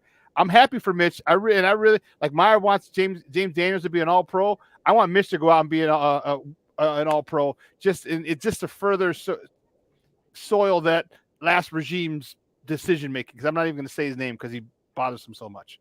Yeah, I mean, that guy that bothers you so much and Mike Tomlin are like night and day. So I think Tomlin is going to be he's going to be literally and figuratively. Yes. Yes. I'm liking it. We'll see. But it's going to hurt for Bear fans. It's going to hurt to watch things in other places develop, and you're still like you're back to like square one again. You got a new regime. Now you got to go with their philosophy. How they want to. You've seen a lot of pieces go. I mean, he's really messing with the defense. I was like, okay, so that is now different. So, but that was always the thing that was a staple. So, okay, so where does this go? It's great you're telling me that you're going to be like more active in the second and third rounds of free agency, but you just put a lot of stuff in free agency, and without knowing what's going to be available to you. See, that's the other issue I take with this. So I'm okay, but I get it's a money move. It's about freeing up money to do more in free agency. And someone keeps saying he doesn't want power. He wants an agile lineman. I'm gonna be honest. Last time I looked at someone like Aaron Donald, he wasn't the quickest dude in the world. He's powerful. I want a guy who can go up against the likes of an Aaron Donald. By the way, James Daniels did well every time he matched up with him. That's the kind of guy. That's who won somebody a Super Bowl, by the way. And you just add Von Miller into it. So you can want quickness with your O-line, but James Daniels matched up well against quickness and power. So you look at what he brought to the table. I feel like I'm on James Daniels' soapbox today. You are. He's like, he didn't want this. I'm like, but you fail to understand. He was adaptable for whoever was in front of him. So what you don't want is necessarily a guy who's just quick but not power. You want a guy who's highly adaptable, who's on the other side of the line. That's what matters. So if he needs to be quick, guess what? He can be quick. If he needs to have power, then he's going to have power. It's about facing up your opponent. So I don't know. Right now, well, Beth, I told Shawn this year my team is the Bengals. I'm rolling with the Cincy Kitties this year. I'm gonna get a shirt that says Cincy Kitties. That's what I'm getting. Because I have faith that it's a new direction, but I just see a whole lot of uncertainty right now. I really do. I think you're right to be, suspicious about it. I mean, it's one thing I'm wondering is, I think it's pretty telling that the first move that Poles made was get rid of Khalil Mack, which was Ryan Pace's like prize signing, right? And it's just kind of like, is he purposefully doing this thing where it's just kind of like, all right, everybody associated with Matt Nagy and all the players that were drafted under Nagy, you're gone. I mean, is that really what he's going to do? Because it almost feels that way. And if that's the case, that's not logical. And Poles seems like a very logical fellow. And so it's that I agree. Like I've kind of it's given me pause a little bit. Like I've seen the numbers with what the salary cap's going to be in 2023, right. But you also have to play in 2022 and keep Justin Fields healthy and upright. And that is of paramount importance. And I think we're all just kind of waiting and hoping for this one signature offensive line signing at least, because he's just, he's not really spending a lot of money. And there's at least $30 million with everybody on the books on the salary cap right now. And so it's just kind of, we're sitting there waiting and waiting and waiting for something to happen, and it may not. We have huge needs at corner as well, and they're not really addressing that. And that's one of the prime positions on the defense that need to be addressed. And so there's a lot of concerns I have. I keep hearing things about, the hits principle, and, they want quicker, faster guys, like you said, but these are philosophies and players have to buy into them in order for them to work. And, right now it's like, could it all just be a bunch of semantics and jargon? Maybe. It also might be something that the players do buy into. And so I'm trying to reserve judgment, but I'm like you, I'm a little skeptical. And I think you have right to have skepticism because everything is new. And there's a lot of changes that have just happened in the last 2 weeks alone. So, I mean, and you want quicker and faster linemen. So I'm going to ask you a question. I mean, name one team when you look at the line, you go, that's a quick line. You do look and see when people can block because they have power. But when was the last time you looked at an O-line and you were really focused on them being agile? No, you need to make sure they are good at their position. That's the key thing. So when I keep hearing that, I'm like, that's not very logical to me with the line. Now, mind you, linemen, we assume they're slow because what they do is really about motion, blocking on the opposite side, being able to see what's in front of them. But then you notice when a lineman gets run over, right? Mm-hmm. You totally notice it. Like, man, he just got bulldozed. When was the last time he said, oh, he was really quick to the spot? No. That's what I think it all depends. That's a weird thing to say, because I'm like, no, you talk about receivers, like people on the offense. Yes, speed makes sense. But if I got to pick and choose, I want a guy who's got power, because 9 times out of 10, your defensive guy is going to have power and maybe some speed. You know what I mean? So it's a weird philosophy, and I'm not like sure I buy into it necessarily, because I don't look at O-lines and say, well, he's a quick fella. But I noticed when somebody just stepped over him, I noticed that. Yeah, I mean, I think it's interesting. When you were talking, the first player I thought of was Tristan Wirfs, right? The All-Pro. He was an All-Pro as a rookie, and he was also the guy that Khalil Mack flipped on Thursday Night Football and kind of like pretty much threw him through the air. He was still an All-Pro, and he's got that combination of, he's quick, but he's also huge. Yes. He's humongous, and he's kind of like the Wall on Game of Thrones. You're really not going to move him without help. And, the only person who's ever really moved him is Khalil Mack. I think that was like one of the only sacks that he gave up last year. And so it's possible to find guys, I think, that are both quick and huge. And I think that, like Tristan Wirfs is a guy who's like 330 plus pounds, jumping out of a pool, standing up. Yes. That's going to be the new prototype for O-linemen, I think. And that's what I'd like to see the Bears get or go after. And we just haven't seen that so far. Right. Shawn, you look like you're dying to say something. Oh yeah, well it's because the system, like they're in a Mike Shanahan system. So what you're doing is you're zone blocking. So very are you going man up on a particular person. So when you're zone blocking, you have to get to a spot. You're literally on a 45 degree track. So you need to be able. So if you're the backside guard on a one technique, and on the center who's nose guard who's on that side of the center, and the play's running to your left, well you got to get your ass to the center over there. That's the quick part about it, and use that momentum, use your speed, because you could be strong, but if you can't get to them, you can't get to them. If you're running a straight man-on-man blocking type of scheme system, then that's perfect. That's kind of what James Daniels was doing. That's what James Daniels did really, really well against Aaron Donald. He didn't have to chase him. He didn't have to do it. Aaron Donald was right in front of him, and he basically he stuck to the fundamentals, is what he said, and had a good showing. Not once, but twice he had a good showing against him. So when you're moving your linemen like that, that's what we're talking about, the body type of guys and being able to get out there and run, because you got to move, but not only move, but you got to move in the first quarter, the second quarter, and the third quarter. And if you're a little chunky, you have to be a little more svelte. Just think of all the Mike Shanahan system. Think of Terrell Davis and those type of deals. When remember, and Terrell, don't forget he was a 6th-round draft pick. And so you're getting guys going on angles. These linemen have to be able to move, and that's the premise of it. So we'll see. I personally would have liked to keep James Daniels. I personally would have liked to, maybe he could have moved. I think he could have moved there just as well, but they didn't. And that's just my thing. It's like you have to be adaptable. So you didn't hear week to week saying, boy, Daniels missed his assignment. You didn't hear that. Now, when we were talking about Leno, who got dosey-doed all the time, that was a conversation. What you never heard week to week was, oh, Daniels didn't get to his spot. You didn't hear that. So my thing is to assume he couldn't do it. He did what was in front of him. So I don't know. Let's move on from that. Here's another thing that I read and I thought that is a phenomenal thought. Is Ryan Poles might be taking the looking at the big picture. When you let certain free agents go, you get compensatory picks the following season. You can get a max of 4 compensatory picks. So we've got free agents that he's letting go. So if you're thinking about next year, we have our full we have every single draft pick next year. We're out of the Justin Fields, we're out of the Khalil Mack's first round picks that we've traded away. We have all of our picks next year. And if he's doing what was suggested by, I can't remember who the article was, and I feel bad because I want to give them credit. If he's doing what that article insinuated, is he's letting these free agents go because then we get compensation. Well, guess what? We can get up to 4 more picks next season as well. And at that particular point, you'll know what you have. You'll know if the picks that the free agent signings you had this year were good, where your draft picks are this year, if they're good, because you can cut them and no problem, not a big issue. And so if that's the case, then my hat's off to him for using the big picture. And I know you got to keep Justin Fields upright, but think of the big picture. You get 7 or 8 or 9 draft picks next year. That's a nice day at the office when you can get that many picks.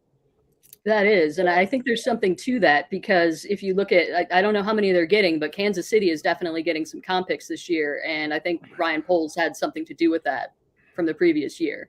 And I think that's just part of what he's going to bring. And I think that's part of what's going to make him an upgrade from Ryan Pace, which that's not saying much, but he certainly is saying some things that I think are in doing some things that I think are going to be beneficial to the team.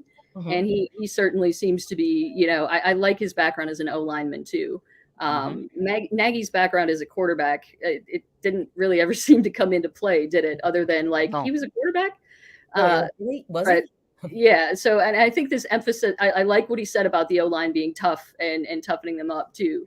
And nasty. So, yeah. Nasty. That's a good word. And I think that's what Maya maybe was alluding to a little bit, or saying she wanted in it. I want nasty dudes. I want nastiness on the O-line. And I think James Daniels could have been plenty nasty. Oh, I think he was. Yeah. It just sounds like, based on the comments, that maybe Poles and company didn't like that Daniels didn't help Justin Fields up enough, or didn't go after dudes who were hitting him late and stuff. And I get that that's got to be a mentality and stuff, but you have to, like you said, look at the bigger picture. Look what he did against Aaron Donald, his defensive player of the year for the last decade, pretty much. But don't you think a lot of the Bears players had just given up on Nagy to a certain degree? They were just tired of it. They were over it. So, you got to look at when you're under a regime like that just really, I bet you a ton of players really felt like he was incompetent. Like, how can this guy be a head coach? I think that eventually rubbed off on people. So I'm like, you kind of got to, I don't know. But yeah, I get you can think that way. But so you tell me every guy that you go and pick up, you think is going to totally be that guy and that mentality. But I get the tougher part. It's good. But I also have this thing about, it's great you can have 1 million draft picks, but that doesn't mean that what you pick in the draft is going to matriculate into something that is great at the pro level. That's the other thing. So what you're trying to tell me, maybe a whisper, is this is a slight rebuild, so to speak, without it being a rebuild? It could be a rebuild or retool is what I'm thinking. But you don't have to use all those draft picks. Those draft picks can be used as leverage. They can be capital. So you trade a couple picks. So if you see a guy you want next season, you can trade maybe a third round or 2/3 or something to get to a specific guy that you want. It's not that you're always going to use those draft picks. We know that with our White Sox, right? They had a slew of draft picks and prospects, and you're going to bundle some of those up, send them off to get a player you want. And that's the perfect part about having all those draft picks. Either you draft them or you use them to get exactly what it is you want. And I think, and this guy seems like he, again, if he's thinking along those lines that article insinuated, then wow, then then I'm with it.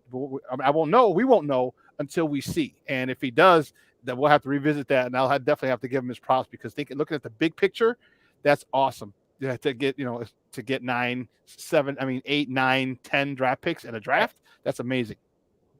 It is, yeah, and he's got an interesting challenge in front of him, right? Because like Maya was talking about, he's coming to a legendary franchise, but the locker room was split. Like, they're coming off the Matt Nagy experience, which is probably going to be a movie someday, and you've got a new coach all new position coaches coming in, and you've got the players that are coming in and having to buy into the system. And he's got, I don't know how many, 26 players under contract, maybe 28 heading into next year. You got so many holes to fill. And if he can manage to fill them all adequately enough to keep Fields upright and, get him progressing on the journey he needs to be on, while also planning for the future, he's going to be an incredible GM. But that's a lot. That's a lot. And so I hope you're right. I think that'd be the best scenario, ultimately, big picture for the Bears. But he's got a lot of stuff he's got to look at, too, right now that he's creating a lot of holes with all these people he's getting rid of. And there were a lot of holes to begin with. I mean, when James Daniels was the best O-lineman and he's gone, Cody Whitehair's the old guard now, and he hasn't been playing well. So and who knows where he's going to be playing, because Matt Nagy was like a plug and play kind of guy. Plug and play, here, go there. They've already told Alex Barrs that he would not be offered a contract, so he's gone as well too. So it's interesting to see how he does it. But like you said, the one important thing is that he's waiting for cuts. When you get guys who are released, at that point, you're not you're a free agent. But when you get released, your first thing is, I need to get back on a team. You might be a little more flexible with your demands, because and you might have some encouragement from the home front as well, like you need to sign something because we got a lifestyle, we got kids, and I need to know where we need to move like now. Okay, so it's again, if this is all that's in his thought process, then he's and we'll find out later. He would have done a phenomenal job, because you do have to think about the personal aspect of free agency. Like we were talking about baseball, like, are you going to Florida or are you going to Arizona for spring training? Then where are you going for your kids for school? The wife or the missus got to get those kids there. They got to, it's a team. It's, you got to tag team and work that out. I think there could be a lot of pressure at home. And if you think about all this in totality, when you're thinking about a pick, I think it's going to be good. Talk to me about the defense though. Khalil Mack gone, Bilal Nichols, no more. Akeem Hicks, no more. Eddie Goldman, no more. What do you think? Do you think Eddie Jackson might be the next one to be traded? At this point, I don't know that he's got any takers.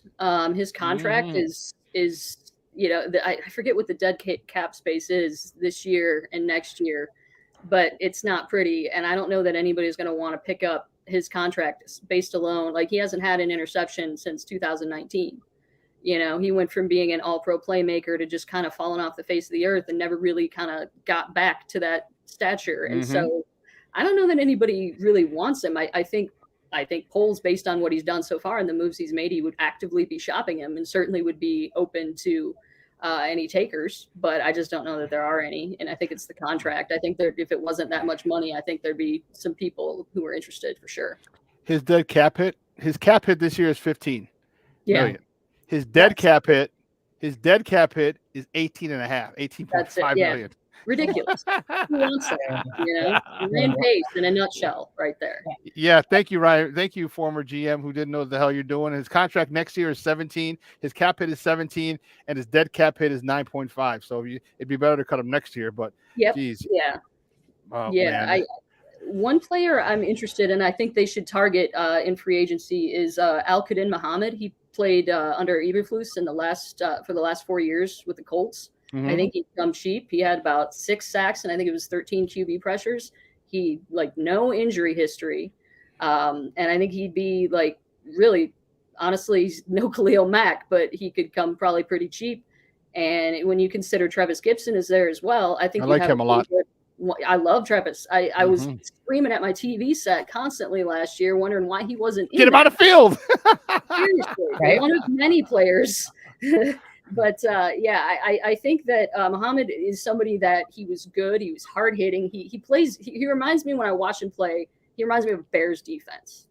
He's like Peanut Tillman. He's always going after the ball. He's trying to hit. He's trying to bring the runner down instead of just hit him hard. He wants to make a play that's going to be everlasting. And I think he's a name to watch. I'd like to see them go after somebody like him to sort of fill that hole. And then he and Gibson, I think, would be a really nice 1-2 punch. And you wouldn't miss Khalil Mack near as much with those two.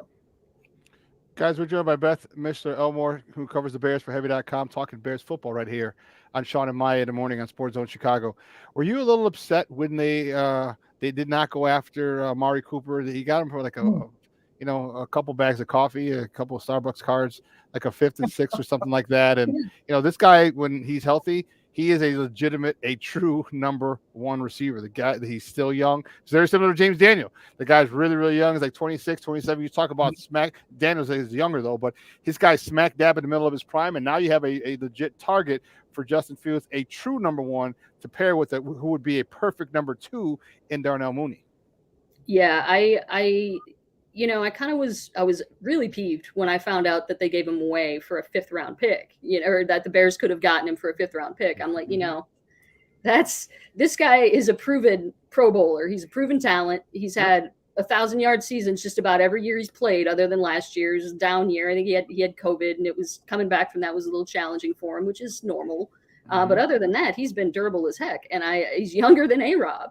So I was peeved when I didn't. It's like, okay, you don't want to pay $20 million a year, fine, but some guys are worth that. And look what the market is. Look what Christian Kirk wound up signing for. So it blew it out of the water. Yeah, I thought that was a missed opportunity for sure. I mean, I don't know what goes on in these decision rooms when these decisions are going down, but it just I was a little disappointed with that. It kind of seems like we're waiting for either a big move at wideout or OL, and we're getting I mean, I like the Lucas Patrick signing. I think he's going to be good. I do. But, waiting for Godot here. What else you got for me? There you go. What else you got for me? It'll be interesting. The Cooper thing, I was like, interesting. But I get also there's probably that pondering about injury. You want people to be healthy on the field. But that's something that you can't guarantee who you have now will be healthy all the time. So very true. But I was like, but he might have been worth the risk, so to speak. Oh, for a 5th rounder? I mean, you know what you're getting with Cooper. It's like you don't know what you're getting in the 5th, 6th, and 7th round. It's kind of a crapshoot. And, while there's definitely talent to be had in those rounds, it's debatable whether or not any of them are going to turn into an Amari Cooper level talent. So it does seem like a definite missed opportunity for Foles and company. Who do you see coming out of the draft as the wide receiver position? Because this is a very deep draft in the offensive line and the wide receiver position, actually in cornerback as well. But in the wide receiver position, who do you like coming out of college? Oh, I like Christian Watson out of NDSU. He's getting a lot of he's one of my favorites too. If he lands to them at 39, it's a given. I definitely he's my favorite. I'm trying to think. This is such a stacked wide receiver class, to be honest. And last year I wanted them to go after Amon-Ra St. Brown. And the Lions got him, and it was like, damn, he would have been a great 4th or 5th round get. And so those are the rounds. Like the 2nd rounder, I'm pretty sure. Like I think David Bell would be another decent body. He didn't have that great. He's a little slow, but he gets open by being a physical receiver. He's not that quick. He's never been that quick. Right. He ran a 4.6 at the combine. Yeah, he was a little slow. That was disappointing, and I think he could drop to them a little bit. But I wouldn't give up on him yet either. He's another name I'd keep an eye on because I think he's big-bodied and physical, and I think he's willing to learn whatever he's got to do to get open. He's willing to learn a new system, and I think Getsy, he's interesting. I think he's going to be the opposite of Nagy in that he's going to take what he's got and use their strengths to design his playbook, which is something we haven't seen for years. But I think we're going to see it. They mentioned George Pickens. You see Russell Webster, and then another one of our, Devon Hicks also mentioned George Pickens. I like him. He's the son of Carl Pickens, a guy from Tennessee and from the University of Tennessee, and then he played in the NFL for a long time. I don't know if he'll be there for us. I don't. But I do like Watson a lot, and here's why. He's a big dude. All right. He's big, 6'4"-ish. Yep. All right. Runs a 4.4. But the thing about him is that he's not a stiff. He reminds me of a more laterally quick Randy Moss. See, Randy Moss wasn't going to shake you. Randy Moss wasn't come back and hop over somebody or like a herd. Randy Moss was just going to run by you. Good luck trying to stay with him. Okay, this guy and watching when watching his film at North Dakota State, first of all, they didn't throw the ball very much. Okay, right. And so he got the ball a lot on end arounds. He blocks, which is another phenomenal thing. Yep. How phenomenal is that? You got a 6'4" guy who sets up the block, and you come up and he sheds you, and all of a sudden now you got to catch him. It puts a lot of pressure on that safety if there's even one back. But his lateral movement and his agility is what I saw in a couple things. Cutting back, spinning, doing certain things, very, very, I don't want to say schoolyardish, but it just showed that he was very unbelievably athletic. And so when I saw that, I'm like, oh man, I said, I hope no one else sees him. I know no one else sees him, but yeah, he might be my because we're not going to get Pickens. Don't get me wrong, if we can get him, I'd love him, but I don't think we're going to get him. But if we can get Watson, yeah, that would be perfect for me. Yeah, me too. He's my top choice. I would love Pickens, like you said. I didn't mention him. I kind of assumed he'd be gone, but if he's there at 39, sure. I mean, and that's the beauty of this draft.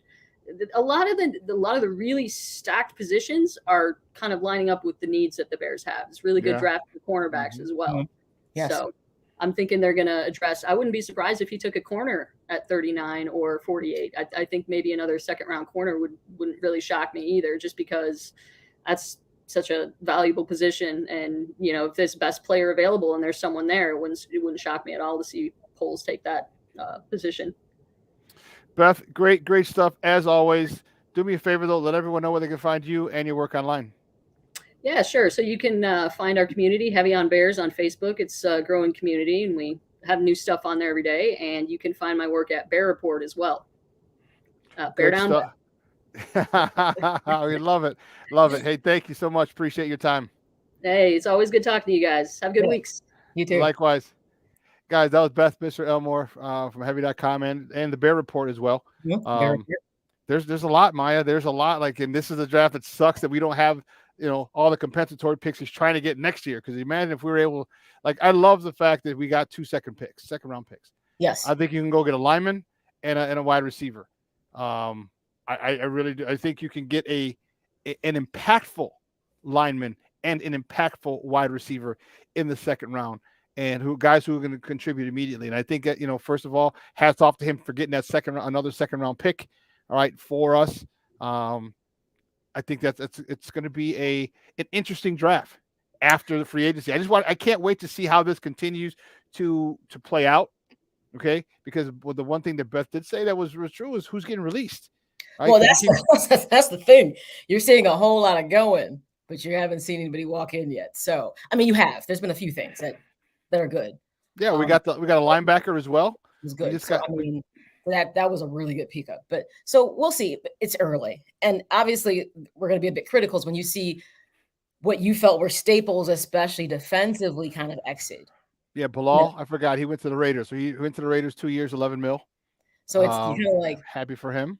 Right. I mean, and the thing I think that's hard is because a lot of people look at last season, the season before, kind of there was a big asterisk next to even Khalil Mack because of people not being healthy, the COVID season. You know what I mean? It was just, we saw him come in the door and be fantastic. And then there were some things that were setbacks that weren't totally in his control.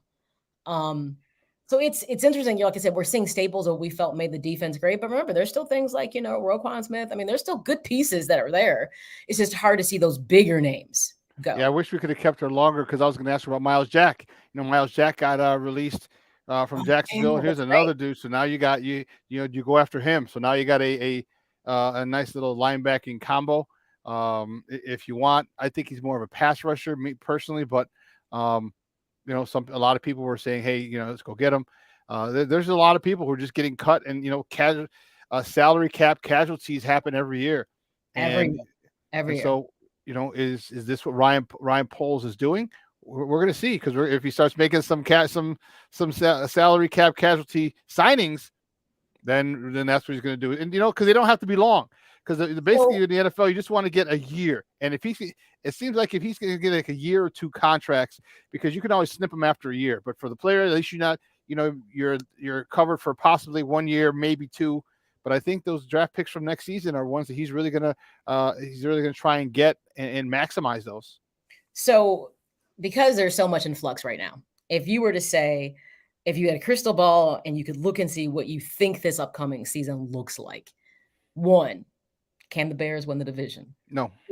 Okay. See, good. I'm glad you're being realistic about this. Okay. Because this really does feel like a rebuild. It feels like a rebuild to me, not a reboot. But they can make the playoffs. I don't think they're going to win the division. I think as long as A-Rob 12 is up there, there's there's no way we're going to win. He's just too good. He's got our number. He's in our head mentally, and there's too many players on here. He's too damn good. Yes. Back-to-back MVP. Jesus, there's nothing more else you can say. I'm gonna tell you something. After watching how the playoffs were this year and how the season ended, I'll be honest. I don't know if the Bears make the playoffs. This was the most intriguing year of football I've ever watched in the playoffs. I didn't miss a game. I felt playoff games were actually better than the Super Bowl. I was actually kind of underwhelmed with the Super Bowl. Real talk. There were playoff games that were just so much better to me. So when I look at where a lot of teams are, and when you can deal certain people, that means you really feel like you have depth. I was like, when you get dealt, like let's say like from the Bengals or other teams, you're like, okay, well, injury. But what am I picking up with your injuries? It's interesting. I don't know. Maybe they're a wild card team. I don't know. I just look at it and say, after watching last year, I was like, "Ooh, I don't know." So many other teams they're where the Bears are now. You know what I'm saying? They've gone over that hump. They've done that reboot. They've drafted. Those people are in place. So they're in win now mode. To me, the Bears are nowhere near the win now mode, so to speak. So it'll be interesting. It's going to be really interesting to watch. And if they don't make the playoffs, is that disappointing? It depends. It depends. Okay. If you go 3-14, yeah, then it's disappointing. But what if you go 10-7? Okay, and that's a stretch. Justin Fields really plays out of his mind. He gets a receiver and everything, and the NFC just happens to be that good, and you're out. Or if you go 9-8 and you just miss because of a tiebreaker or something, right? But then you just look at, okay, who developed? Because again, the bottom line is it's literally all about Justin Fields. Can this guy develop? Can Getsy get him to play at the level that most fans are hoping, that he's hoping? I think, because I think he's going to be a great quarterback. He just needs the support. He just needs stability. He just needs, and I know I'm asking a lot. He just needs a good offensive line. He just needs some toys, which, if you think about it, all great quarterbacks and quarterbacks who win the Super Bowl, they do. If Joe Burrow would have won a Super Bowl, then even then he still has a lot of toys. He wouldn't have had the line, because like the guy that got sacked the most of all quarterbacks this year and he still got to the Super Bowl.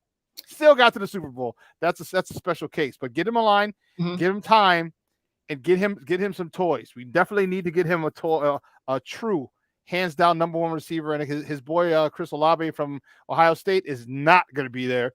I'm like, when he ran at 4, you're like a 4.3 something. Like, thanks, dude. Like, you just ran yourself out of any chance that the Bears could get you right out of it. Right out of it, dude. I mean, you ran into a hell of a lot of money. Don't get me wrong, but you ran out of the chance to play with your boy Justin Fields. It's gonna, and there's so many. It's a new regime, so there's a lot here that still has to be figured out, so to speak. I just needed them to be. Here's my minimum requirement. I need you to be at least a 500+ team. That's it. So you need 9 wins from this team. At least, I said, because with so many things in flux and this feels like a rebuild to me. I understand that I've watched other teams do this and they weren't like out the gates hitting on all cylinders. And then we have to see what else gets put to the mix. That's my bare minimum. Not, I'd like for them to make the playoffs, but if they don't, if they barely miss it, I'll be like, okay. If we see all the right things hitting on all the right cylinders, we see better performance from Justin Fields. He gets the protection. He has the receivers. I feel like we have a coach that will commit to the run game. The value as in the entire offense. There's all kinds of things here coming into play. They should be at least a 500 or better team. I'm not going to say you should make the playoffs. You could, but you know how I feel about that. You just making the playoffs but not going far doesn't work for me. So I'd rather see progress in this process than just the idea of just making the playoffs. Well, I mean, getting to the playoffs is huge because it'd be great. Don't get me wrong. I'm not saying it's not. You can't win a Super Bowl unless you get there. I think that here's my personal thought is because remember, Eberflus has come from the Colts. Okay. His style of defense, which is what we're used to, because he is a disciple of Lovey, who's a disciple of Tony Dungy. That style of defense is coming back. Okay, and we remember how exciting that style of defense was. All right, creating the takeaways. All right, they created takeaways. Thank you. We had the peanut punch. And he teaches. And when he was defensive coordinator, he taught the peanut punch to the Colts defense. I think that the defense is going to be very opportunistic. but let's not forget what he had on the offense and what he liked and what got Indianapolis there. They had the league's leading rusher in Jonathan Taylor. Okay. So his commitment to the run, he says, okay, we run the ball. Okay. We play phenomenal defense. And we just happen to have this quarterback who is phenomenal passing quarterback who just happens to run a 4.5, who could actually still be used in the run game. I think there's going to be a lot more running. So I know David Montgomery is happy as a pig and slop. I know Khalil Herbert is happy as a pig and slop. I think that there's going to be a lot more ball control with a few big plays in there just because of where he came from and what he saw how Indianapolis worked. Okay, just how he saw Indianapolis work. He's like, that's a winning combination. That's a winning formula. So we'll see. We'll see. Let's take a quick break. And the other side of the break, we're going to switch gears. We're going to talk a little baseball, baby. Baseball is back, and I am fired the freak up. So don't go anywhere, folks. Keep it locked right here. Baseball talk next, right here on Shawn and Maya in the morning on Sports Zone Chicago. AutomotiveMap.com presents the Sports Flash on the Sports Zone Chicago. First four action in the NCAA men's basketball tournament on Tuesday. Texas Southern beat Texas A&M Corpus Christi 76-67. The winner advances in the Midwest Regional. Texas Southern will take on top seed Kansas. That matchup scheduled for this Thursday night, 9:57 Eastern, 8:57 Central. Indiana advanced past Wyoming with a 66-58 win. Indiana will take on St. Mary's in the East Regional. That matchup is set for this Thursday night, 7:20 Eastern, 6:20 Central. Two more first four matchups today. Wright State tangles with Bryant in the South Regional. The winner moves on to face top seed Arizona. That matchup scheduled for this Friday night. In the West Regional tonight, it's Rutgers against Notre Dame. The winner will move on to face 6th seed Alabama. That game set for this Friday afternoon. For lightning fast sports updates, download the Score app. It's free and one of the most popular sports apps in North America. I'm Chuck Sanders. That's the Sports Flash on the Sports Zone Chicago.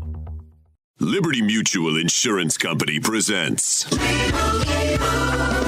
and Doug. Check it out, Limu, a roadside carnival. Step right up, folks. Test your strength. Come see the fire-breathing baby. Let's fan out and tell people that Liberty Mutual customizes your car insurance so you only pay for what you need. Look, an emu wearing sunglasses. Limu, you're famous. Only pay for what you need. Liberty, liberty, liberty, liberty.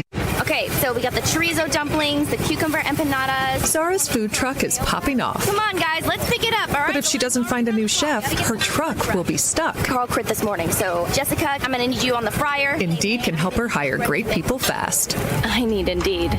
Indeed you do. Instant Match instantly connects you with quality candidates whose resumes on Indeed match your sponsored job description. Visit Indeed.com/credit and get $75 towards your first sponsored job. Terms and conditions apply.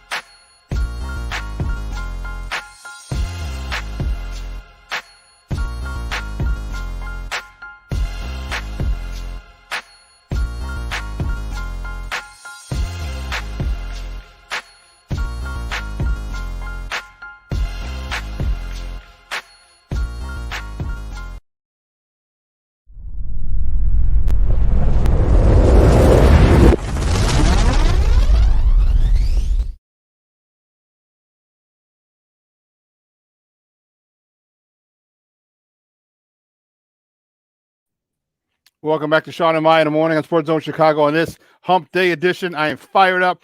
67 degrees today in the Chi. You know, me and Mom's gonna be taking a walk today. Oh, you got to. How can you not? I told her, I'm like, I'm gonna drag your ass out here and make you walk. I'll carry you if I have to. I don't think anyone's fighting this weather to be outside. Pretty much like, I'm outside. Why not? We've been waiting for this weather. Yes. You know what I think I might do today, Maya? Just for a goof. Why not? For a goof. I think I'm gonna have a stogie tonight outside on the patio. Okay. It's that. Hey, it's getting to be patio weather. So yes, why not? Yes, it is. Well, you know what? You know what it's getting to be, Maya? It is baseball season, baby. The baseball lockout has ended. I am fired up as a pig in slop. And you know what? My White Sox have been doing some Really, really, really good things. They got a couple of relievers to shore up that bullpen as Kopech goes to the starting rotation. They got some arms in there that'll really help. Your thoughts? They get their second baseman and Josh Danielson. No, not Josh Danielson. What's I think Josh Danielson got he just got signed the other day, and I was reading that. But Josh, is it Josh Davidson? Josh Harrison. Harrison. I knew there was a son in there somewhere. Harrison, Davidson. There's a son somewhere. Former Gold Glover, former All-Star. I think he'll do well. His personality is one that seems to fit with that locker room.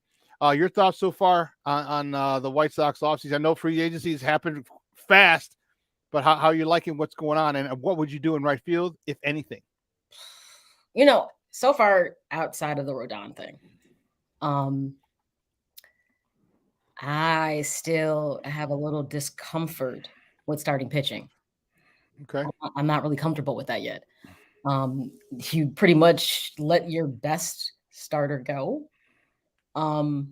So this whole focus on relief pitching, don't get me wrong. I felt like you were pretty solid there, but you were not solid in starting pitching.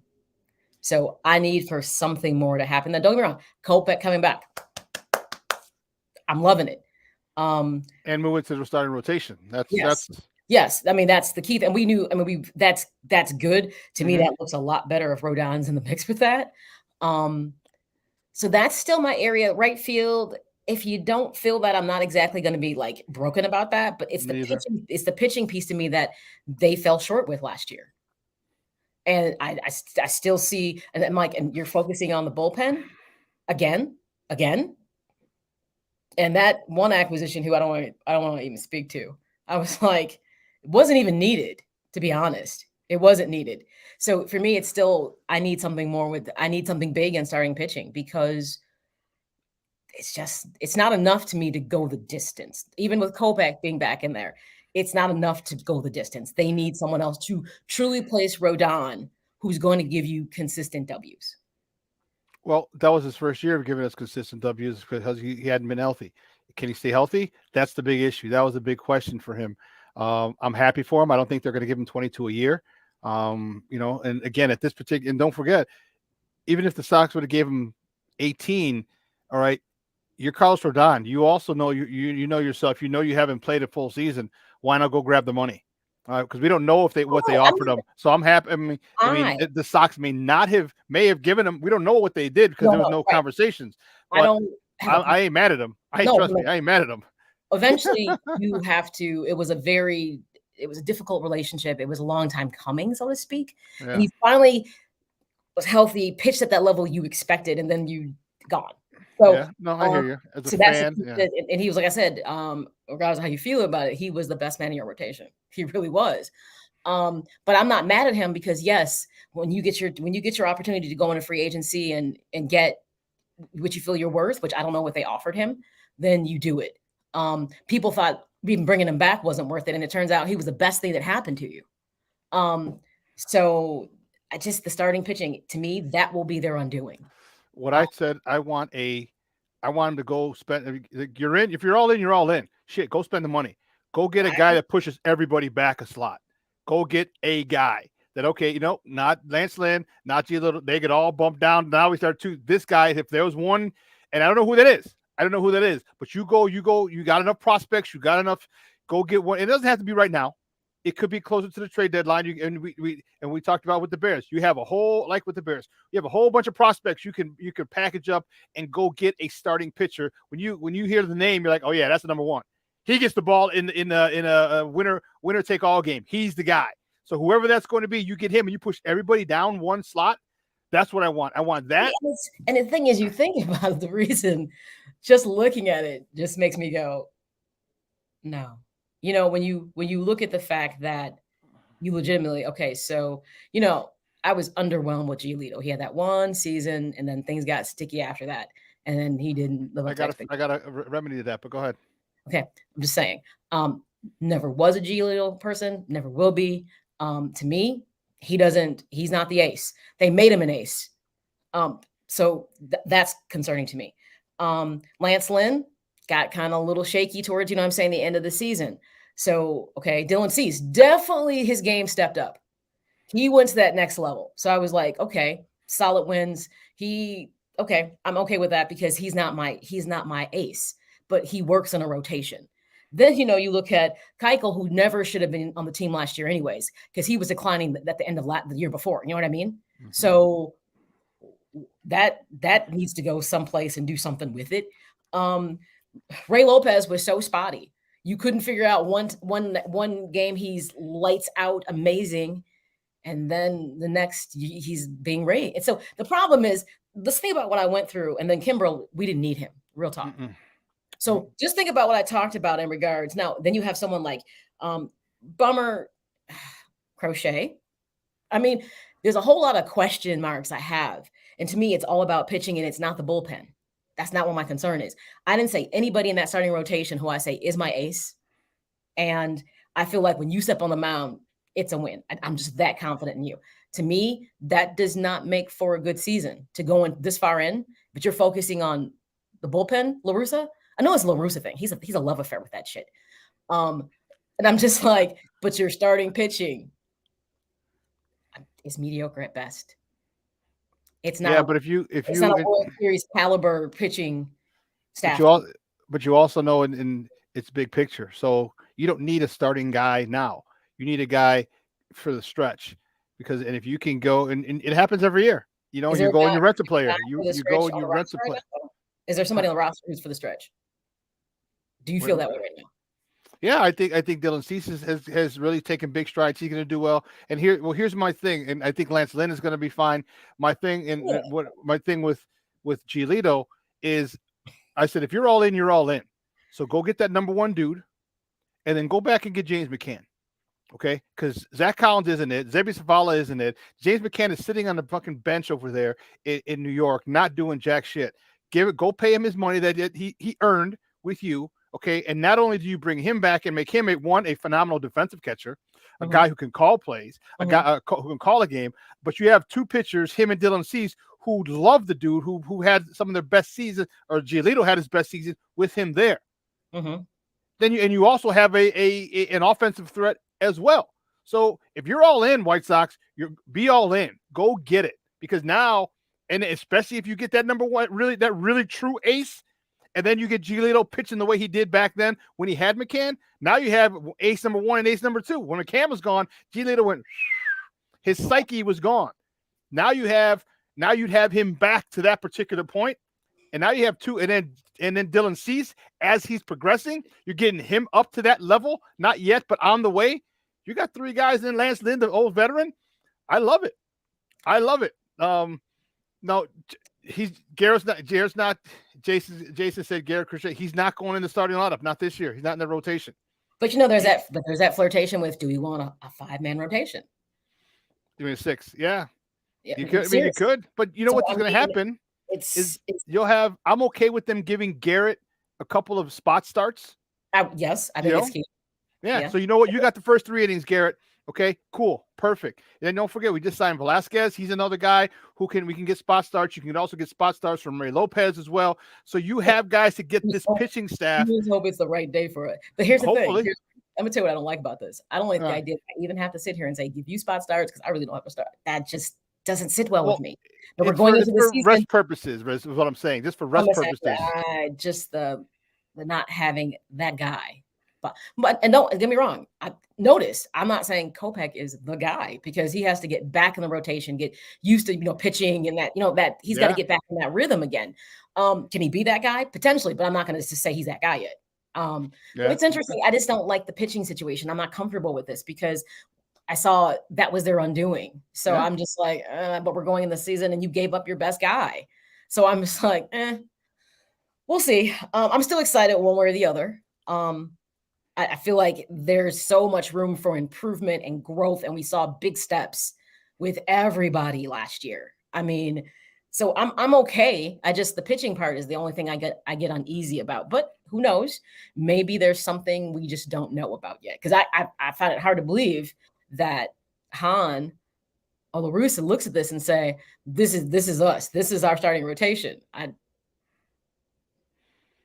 But I understand you dealt, Rodon. And again, I was like, but that doesn't, it'll be interesting to say the least.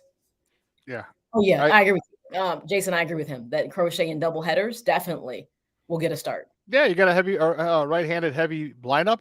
Mm-hmm. Yeah, we give him 3-4 innings.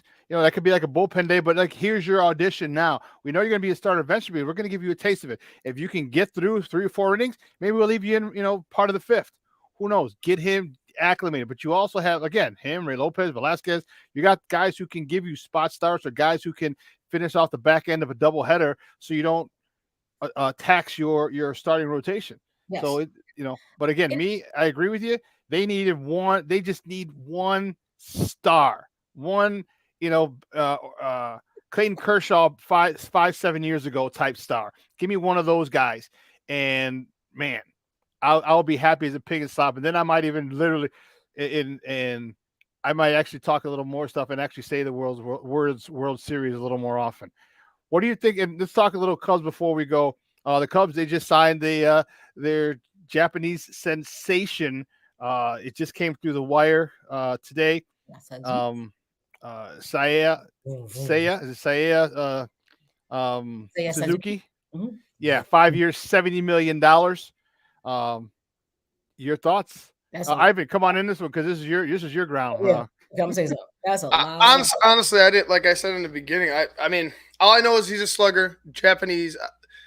I was having a conversation with a couple of Cubs fans earlier when it happened this morning. First of all, I asked if it was misinformation because there's a lot of crazy shit going on. There's Freddie Freeman rumors. There's a bunch of stuff. So I was like skeptical, but when I saw it was real, I mean, you got to the league needs to expand anyway, right? You need to bring in more players. You saw what happened with Shohei. Shohei is an amazing talent. There's talented players overseas. I hope the Cubs found one that's, and he's like Shawn said, he's in the middle of his prime. So he's not like a new guy, but he's a vet. Like he's a vet. He's still hitting bombs. Though, because what happens if it doesn't materialize the way you think? That's a lot of money. And see, that's that thing about that. There is always that effect. Like Ohtani had that effect. Like, I'm not saying that sounds very racist. That people would judge that all Japanese people are going to be like Ohtani. But I will say this, the ones we've had in the MLB have never really disappointed. We were definitely taking their creme de la creme. There was no doubt about that. So if it's going to be that continual movement, he's probably that next guy. Because think about it. I mean, I'm going to make the assumption just because their best make it here. So he must be that next best thing. So 85, it sounds like $5 million, sounds like a whole lot of money to me. But if they think he can do it, so be it. Get your money. No, it's 5 for 70, which is still a lot. That's what there's 5 for 70, and then there's 5 for incentives. 85. I think 85 is a clause. I think that's the max. Okay. Yeah, incentives. Yeah, yeah. Like I said, I'm sign him. I don't think the Cubs are going anywhere. But if this is you say, hey, we're going to go bring in younger guys, we're going to go ahead and try to win or try to compete this year and then really try to go after it next season, I'm okay with this signing. Like, I mean, continue. You got to keep adding more talent. But well, you did. What about Andrelton Simmons? You signed a 1-year deal, a shortstop. Yeah, I mean that's fine. He's not a big bat. He's a defensive shortstop. So it's you kind of point the emphasis towards defense. Like they're going to focus on the defense. The defense hasn't been really up to par since 16, 17. Like after 16, you had an amazing defense for the Cubs. Mm-hmm. Like, you're not going to. I don't know if you could replicate something like that, but you're going to have to try. And it was hard for them to do that with the team that they had before. I think they're emphasizing defense. I think they're emphasizing timely hitting, getting deeper into pitch counts, things like that. With the addition of your boy Nicky Two Strikes, or our boy now, Nicky Two Strikes. No, he's always our boy. I mean, our boy. Anyway, that's where they're headed. And Andrelton Simmons just brings defense. With this, adding this big bat to the outfield, I think it's saying more. We're not just going to lay down this season. We're actually going to try to compete. Who knows? Maybe you hit a wild card. There's expanding the playoff to 12, so you got a shot. Okay. Yeah, you extended Coach Rossi, so they're happy with what he's done and they're looking forward to it. I hope that you know what, we mentioned this before. If you stick to the fundamentals, if you play good fundamental baseball, you're going to be in the playoff hunt. All right, you're going to be in the playoff hunt. All right, I don't think you'll win the division, but you're going to be definitely square in the middle of the playoff hunt. And because you're going to steal a lot of games that you shouldn't win because a lot of teams are very undisciplined and unfundamentally sound. So you do that, I think you guys will be fine. Listen, we got to take a quick break, and on the other side of the break, we got more not top of the morning. What are we talking next? I got to see what we're talking. Oh my God, we got Bulls talk next.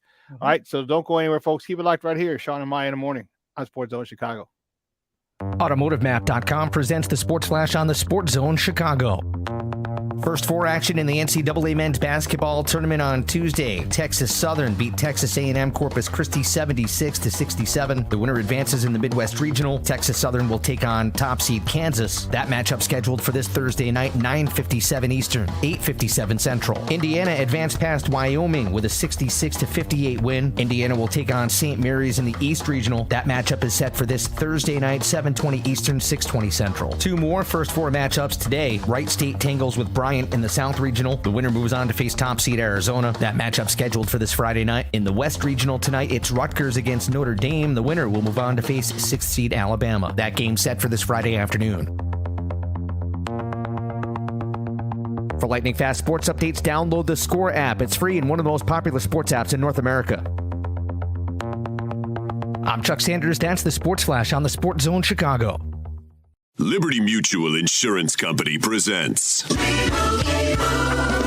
and Doug. Check it out, Limu, a roadside carnival. Step right up, folks. Test your strength. Come see the fire-breathing baby.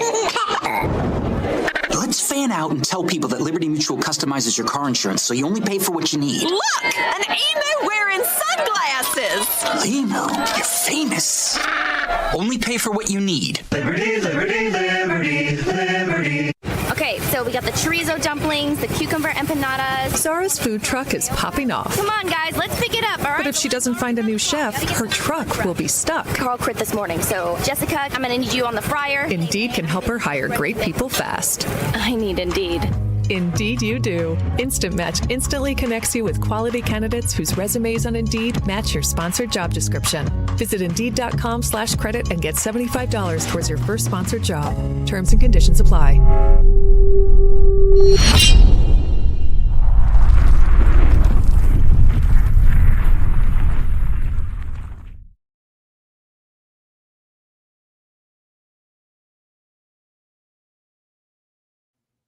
Welcome back to Shawn and Maya in the morning on Sports Zone Chicago.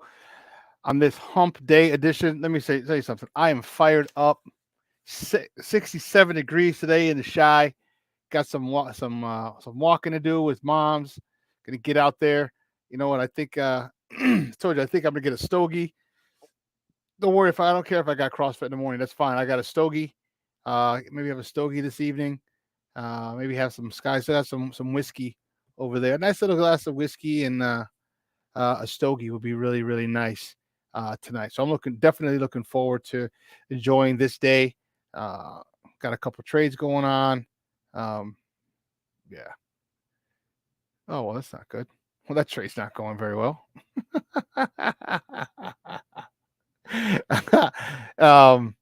It's a great day. And you know what? Our Bullies play tonight. I'm excited for the Bulls. It's a big game. It's a big game. You know, they're at the Utah Jazz tonight, and they're both in the number 4 slot in their respective conferences. That last game was really bothersome to me. The inability to beat Sacramento. And Sacramento's a different team, though. Let's remember, Sacramento's a different team. They had the trade. All right, you got Sabonis. He was a big difference maker.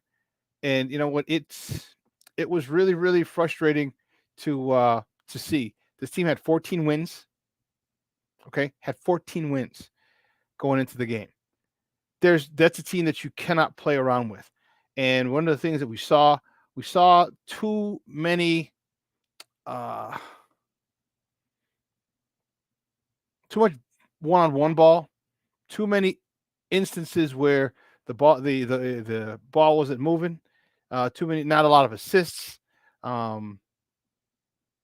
It's frustrating. Vooch, the biggest thing, Vooch has got to stop. You have to stop.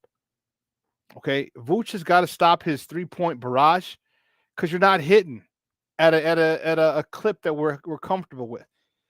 Reduce the number. If you can reduce the number of threes that you take, it's a different story. Okay. I don't know what. I mean, I'm sure Billy has told him to stop taking those threes. He's got the offense is when you get a three from Vooch. Okay. Oftentimes he might be the biggest man on the court for the Bulls. You don't give yourself a chance for an offensive rebound. Okay. Which is why for me, I love the fact that he is just that he needs to, that when they put him down, when they put him in the post, and how many times do you watch it when you watch the game? All right, he's in the game and he gets down low, they get it to him. He tosses his little hook, which I can't stand, but it goes in a lot. And what does Stacy say? Free cheese. Sometimes it's just a simple game. And it is. It really, really, really is. It's a simple game. And if you do that, sometimes my guy is bigger than your guy. My guy is stronger than your guy. Get it to him. Okay? This is not the recipe that I want going into the playoff. This is not the recipe I want in the final 14 games of the season. This is not the recipe I want moving forward. This is the recipe that's going to get you bounced in the first round again. I know they didn't make the playoffs last year, but you cannot do this. Vooch has, I don't know why people think he can. I don't care what your career field goal percentage is. I really don't. I couldn't give a rat's ass what your career field goal percentage is or your 3-point percentage is. I want to know what it is this year. All I care about is this year. And this year, you're not hitting them at a clip that you were hitting before. So that has to stop. That's just self-awareness. That's self-awareness. If you're not hitting those threes, you're not a 3-point shooter. You're not Ray Allen. Okay, you're not Steph Curry. You're not Reggie Miller, who can shoot yourself out of a slump. Do what you do best. There's an old saying, dance with who brung you. And what got you there? Being great hands, being big, being physical down low, phenomenal footwork so you can move around on the post when people are trying to push you further away from the blocks. Dance with who brung you. Do that. Be dominant that way. And if you happen to set a screen, you pop and you're wide open, okay, fine. But don't make that a staple of your game. Him making that I'm telling you what, every time he shoots that ball, I'm like, oh man. I'm like, oh shit. I get so worried. I get so worried when I see him shoot the ball from 3. Okay. Make it or not, I don't care. I get so worried. I'm like, oh man, that's not going to get it done. That's not going to get it done. Look at the teams in the East. Okay, we're 0 for the teams that are ahead of us in the conference. We're 0 for Philly, Miami, Brooklyn, not Brooklyn. Philly, Miami, and now it just escaped me who's the other team ahead of us in the standings. Milwaukee, they're the champions. We're 0 for against those teams. 0 for this season. You can't be 0 for. You can't, and then don't give me this. Oh well, you know what? Such in 20 something, they didn't beat them in the regular season, but they won them in the playoff. No, because you're not playing good basketball. If you're playing good basketball and they beat you that way, okay, I can see it. I can say, hey, I understand. Look what they're doing. They're sticking to their game plan. They're playing their game, and just Giannis went off and you couldn't stop him. KD went off, you couldn't stop him. Harden went off, you couldn't stop him. Okay, Jimmy Butler, Jimmy Buckets, he went off, you couldn't. Okay, fine. That's why they're at that level. But when you're not playing defense, okay, we talked about this with Joseph earlier on the top of the morning. because Lonzo Ball is out and because Alex Caruso is out, doesn't affect and shouldn't affect the way everybody else plays defense. Okay? Defense is not about talent. Defense is about desire. And because Caruso and Ball are out, has nothing to do with you closing out on shots or not closing out on shots. Has nothing to do with you not rotating your defensively. Has nothing to do with you not boxing out defensively. Has nothing to do with you trapping, double teaming one of a ball handler. Doesn't have anything to do with that. Nothing. That's desire. That's effort. And Billy has got to find another way. And he's taking accountability because at the end of the day, he's the coach. And if they're not doing what you want to do, then you need to change the way that you're delivering that message and get them to play the way you want them to play. How many times you saw Billy say the defense? Our defense has been horrible. Our defense has been horrible. He said that. He said that. So,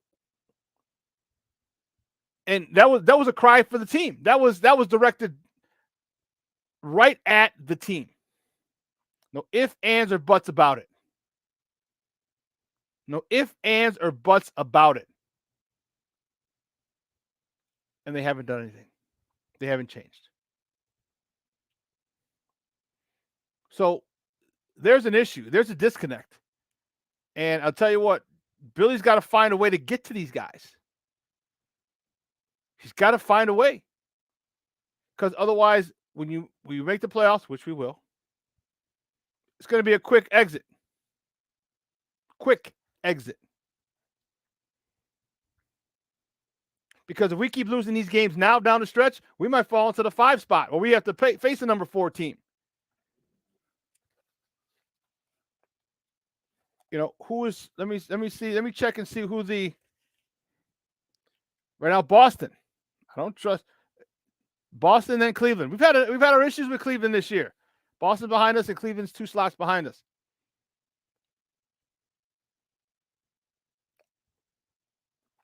This is not going well. All right, this basketball team, and thank God Caruso's back because he has made a huge difference.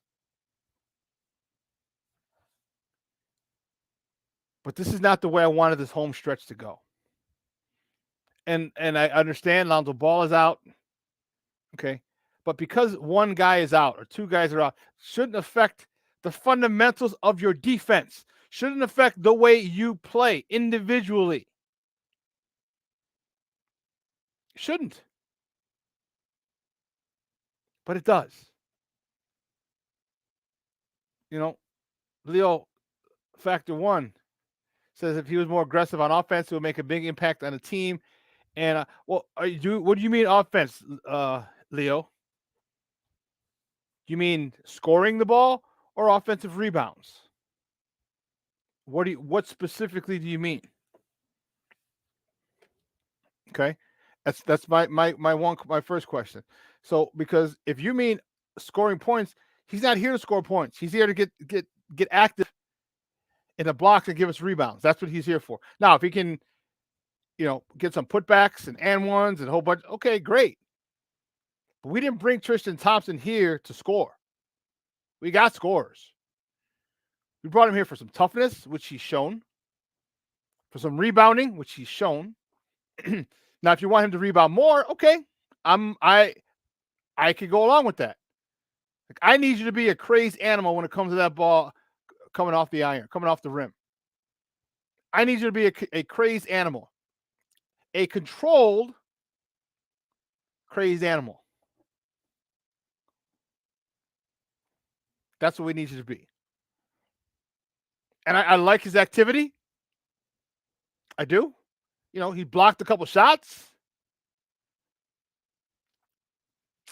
That's where, Leo, that's where he's been. I'm talking Tristan Thompson. Here's where he's been. He's been blocking.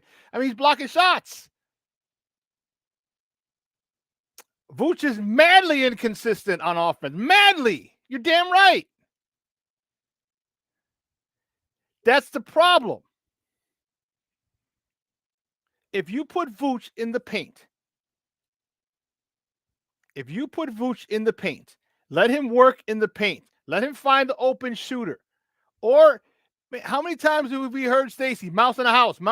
It means they got to switch and they got a smaller guy on Vooch. How many times have we heard that and they don't get the ball to him?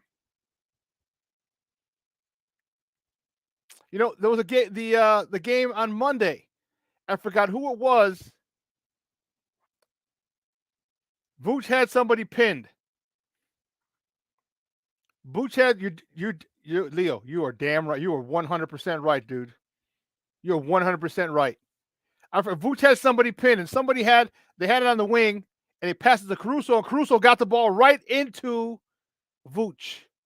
And Stacey said that pass should not have come from Caruso. It should have come from, I can't remember who the wing was. Maybe it was Javonte Green. I don't remember. But that was one pass that didn't need to be made because the angle, if he would have got it into Vooch at that particular point, it's him, the dude on Vooch's back who's much smaller than him, and the rim. It's an easy bucket. Like Stacey says, mouse in the house, or you know what? It's that easy. Sometimes this game is easy. They don't use that, and why? I can't tell you. Why? I can't. Can't tell you. You know, you have a guy, dude. And you know, we talked about Zach as well. You know, Zach needs to be, man. I like Zach LaVine.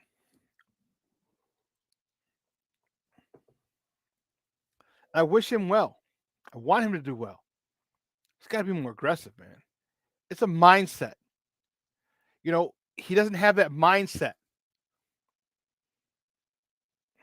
He doesn't. He doesn't have that killer instinct when it comes to finishing games. And I don't know if you can't teach it. You can't teach it. It's got to be here. Okay. Zach is the kind of guy who's always been the best player on his team. Who's always been superbly talented, superbly athletic. And has gotten him this to the NBA. But at the NBA, you're dealing with the best of the best of the best. Of the best of the best. And you're going to get guys who are always the best guy on their team. Who are really super athletic. But who also have a desire and a no frills mentality, an assassin-like mentality, a closer's mentality. Okay, this is what you're going to find in the NBA. If you don't have that closer's mentality, that assassin's mentality, you're only going to go so far. You know, when we had with him, you know, he was our closer last year. Right? He came back, he was feeling it. Why he let someone else come in and steal that role completely from him, I don't know. Because you said he should have said, hey, now I got another guy to help me. I'm not going to stop shooting my, game winners, but if he's got it, you shoot it. If I got it, I'm taking it. Now he's just deferred 100% to DeMar. And is happy with it. That's not what we need. There's some guys, this team has quite a bit, and some guys are not living up to their role. They're not playing their role or maximizing their role. That is an issue. Vooch is one of them. DeMar, now he's starting to do a little too much. That's another one. Zach LaVine, not being aggressive enough. That's another one. So you got your big three. Everybody's not living up to not doing the best and maximizing their role. Remember when he talked about, every championship team, one of the reasons that they are a championship team, one, they're talented, but two, everybody has a role and they play their role. You know, to borrow the words of the poet laureate, The Rock, know your role, jabroni, and shut your mouth. Give them a role and do your job. Like Coach Tip says, do your job. You get a guy who, you know, you didn't ask Dennis Rodman to shoot 3-pointers. Wasn't his thing. You didn't ask Steve Kerr to rebound. Wasn't his thing.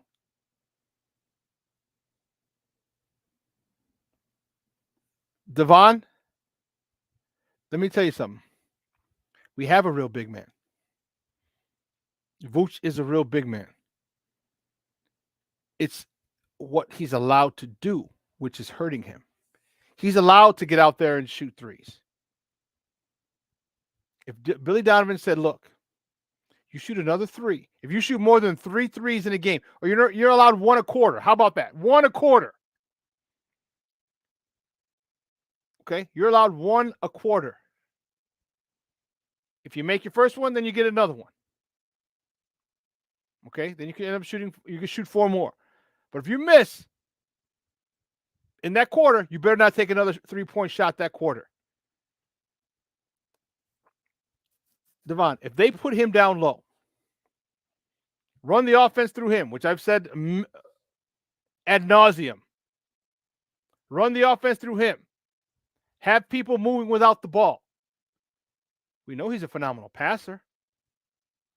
We know he can get the ball anywhere on the court. He's a big, strong dude. I don't care if it's got to be outside the opposite corner. It's got to be up top.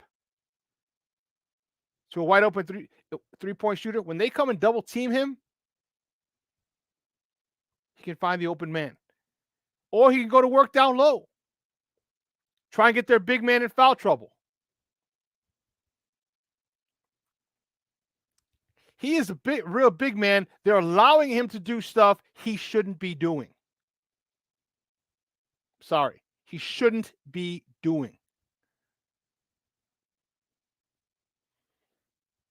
And that's on Billy Donovan. There has to be repercussions. You're the coach. And I know they make a hell of a lot more money than you, but you still run that show. And if they're not listening to you, then there's an issue. You know, we're not looking at it, we're not, because Billy Donovan's done a great job to this point. But we haven't talked about he's got to hold people accountable. Okay, we bitched and moaned about the last regime that the Bears had, the head coach and their general manager, whose names I'm not going to name because I can't stand them, about them not holding people accountable and no accountability. Well, guess what, Billy Donovan? You need to hold these players accountable. If you're shooting too many threes, you're out. You come sit next to me. If you're not boxing out, you're out. You're next to me. Playing time will affect, and I get it. They're millionaires or they're making 6 figures or high 6 figures. Or trust me, playing time works. Sophisticated thoughts. Why is it that everyone likes to blame Vucevic when he isn't being used properly? He needs to be inside out, not outside in. I agree. But he has to know it too. You mean to tell me you've been playing basketball how long and you realize that you're not hitting 3-point shots like you did in the past? He doesn't realize that? Don't absolve him from blame. Don't absolve him from not. Look, what do they tell scorers? What do scorers do? You ask anybody. You ask Michael. You ask Kobe. Obviously, if you ask Kobe, okay. You ask Reggie Miller. When your shot's not falling, what do? You go to the hole. Why? Get to the free throw line. Well, guess what, Vooch? You don't got to just go down and park yourself in the block. That's all you got to do. All you got to do and let that offense move around you. And Billy Donovan has to say it. Look, Vucevic touches the ball the first 7 possessions of this quarter, the first quarter. First 7 possessions, that ball goes through him. Period. You dribble the ball up, you move over, dribble it off to the side, he's posting up, you get him the ball and have the offense start moving around him. People moving without the ball. Yeah, he looks lost because he's not involved. If you knew that you're getting the ball the first 7 to 10 possessions in the first quarter, you would not have a lost look because you have the ball in your hand. And you got to find the passer. Oh, I got a smaller guy. And here's the great part. When you move without the ball, you go set back screens. Vooch, go set back screens. Set back screens on a guy coming down the line, coming on the baseline. Guess what? If it's a guard, guess who you got on your back now? A guard. Because if that guy goes through and you pick that guard, and your man doesn't go to the guard who's going right to the hole, it's an easy dunk. So your man has to fly out to the 2 or 3, whoever's cutting, and guess what you have on your back? A 2 or 3 guarding you. Now is what Stacy says, mouse in the house. Get the ball into Vooch now. You don't even have to have the ball and he can be effective, but you have to run the offense through him. It has to be you. Billy Donovan has to say, hey, listen, Caruso, Kobe, when we run this, it has to go through Vooch, period. DeMar, you're the king of the 4. You're not king of the first. Okay? Get his ass the ball. How many times have I said, I grew up in the 90s. I saw all 3 of the first 3. Bill Cartwright would have 12 points at the end of the first quarter and finish with 14 because they got him involved early. And Donovan has to make a commitment to that. His team needs to understand that as well. Because right now, they just don't understand it. And if they do understand it and are not doing it, then Billy Donovan has to hold these guys accountable. Because they're losing too many teams. This Monday to Sacramento? Come on, man.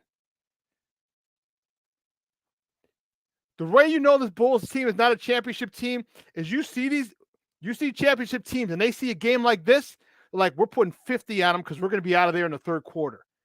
We're going to be up 40 points where they can't come back. Let's play for 2.5 quarters and then we're out. All championship teams do that. Oh, this team sucks? Watch. We're putting up 60 at half, 70 at half. And we'll coast it into the third quarter so they know they can't get there. Then we'll put the subs in. Then we'll relax. They salivate when they see guys who shouldn't be on the same level as them or who are not on the same level as them. They attack, they kill, and they take any hope away that you can win that game. Any hope. But this team doesn't have it. They don't have that desire. They don't have that mentality. And that's the issue. If they can get that mentality, well, now we're cooking with gas. And that falls squarely on the shoulders of Billy Donovan. He's got to tell Acme, he's got to tell Karnisovas and Eversley, hey, look, we're going to sit him. And it might be a little too late now. Because you want to sit guys and have them and lose the game because you're trying to make a point. You need to do it earlier in the season. Earlier in the season, you need to do it. Because then they'll know. So it might be a little too much, too little, too late. All right, listen, we got to take a quick break. And on the other side of the break, my guy's coming on. And we're going to talk. This is a sad day. Sad day yesterday. For pro wrestling fans. And most of us have watched pro wrestling. I've watched pro wrestling since I can't even remember. I've fallen away from it a little more because, life gets in the way. But as a kid, we used to go to the matches every month. Every month we used to go to the matches at the International Amphitheater right there on 42nd and Halsted. Every month. Like clockwork. As sure as that sun rises in the east and sets in the west, our asses would be at the International Amphitheater on 42nd and 43rd and Halsted. Then they started moving to the UIC. Now we're at the UIC Pavilion. We were there. Then they're at the Rosemont Horizon. We were at the Rosemont Horizon. and I'm a big wrestling fan, especially the older guys. And the late 2000s was the last crew. I should say the early 2000s was the last crew of guys that I really rocked with. The Goldbergs, the NWO, Big Sexy, all right? All these guys, and Scott Hall was one of them. And the wrestling world was dealt a blow over the weekend as Kevin Nash, his boy, let everybody know that he had suffered a couple of heart attacks and was on life support and basically was just waiting for his family to convene before decided to pull the plug. We're going to talk about Scott Hall, my guy Dedrian Colon, coming up next.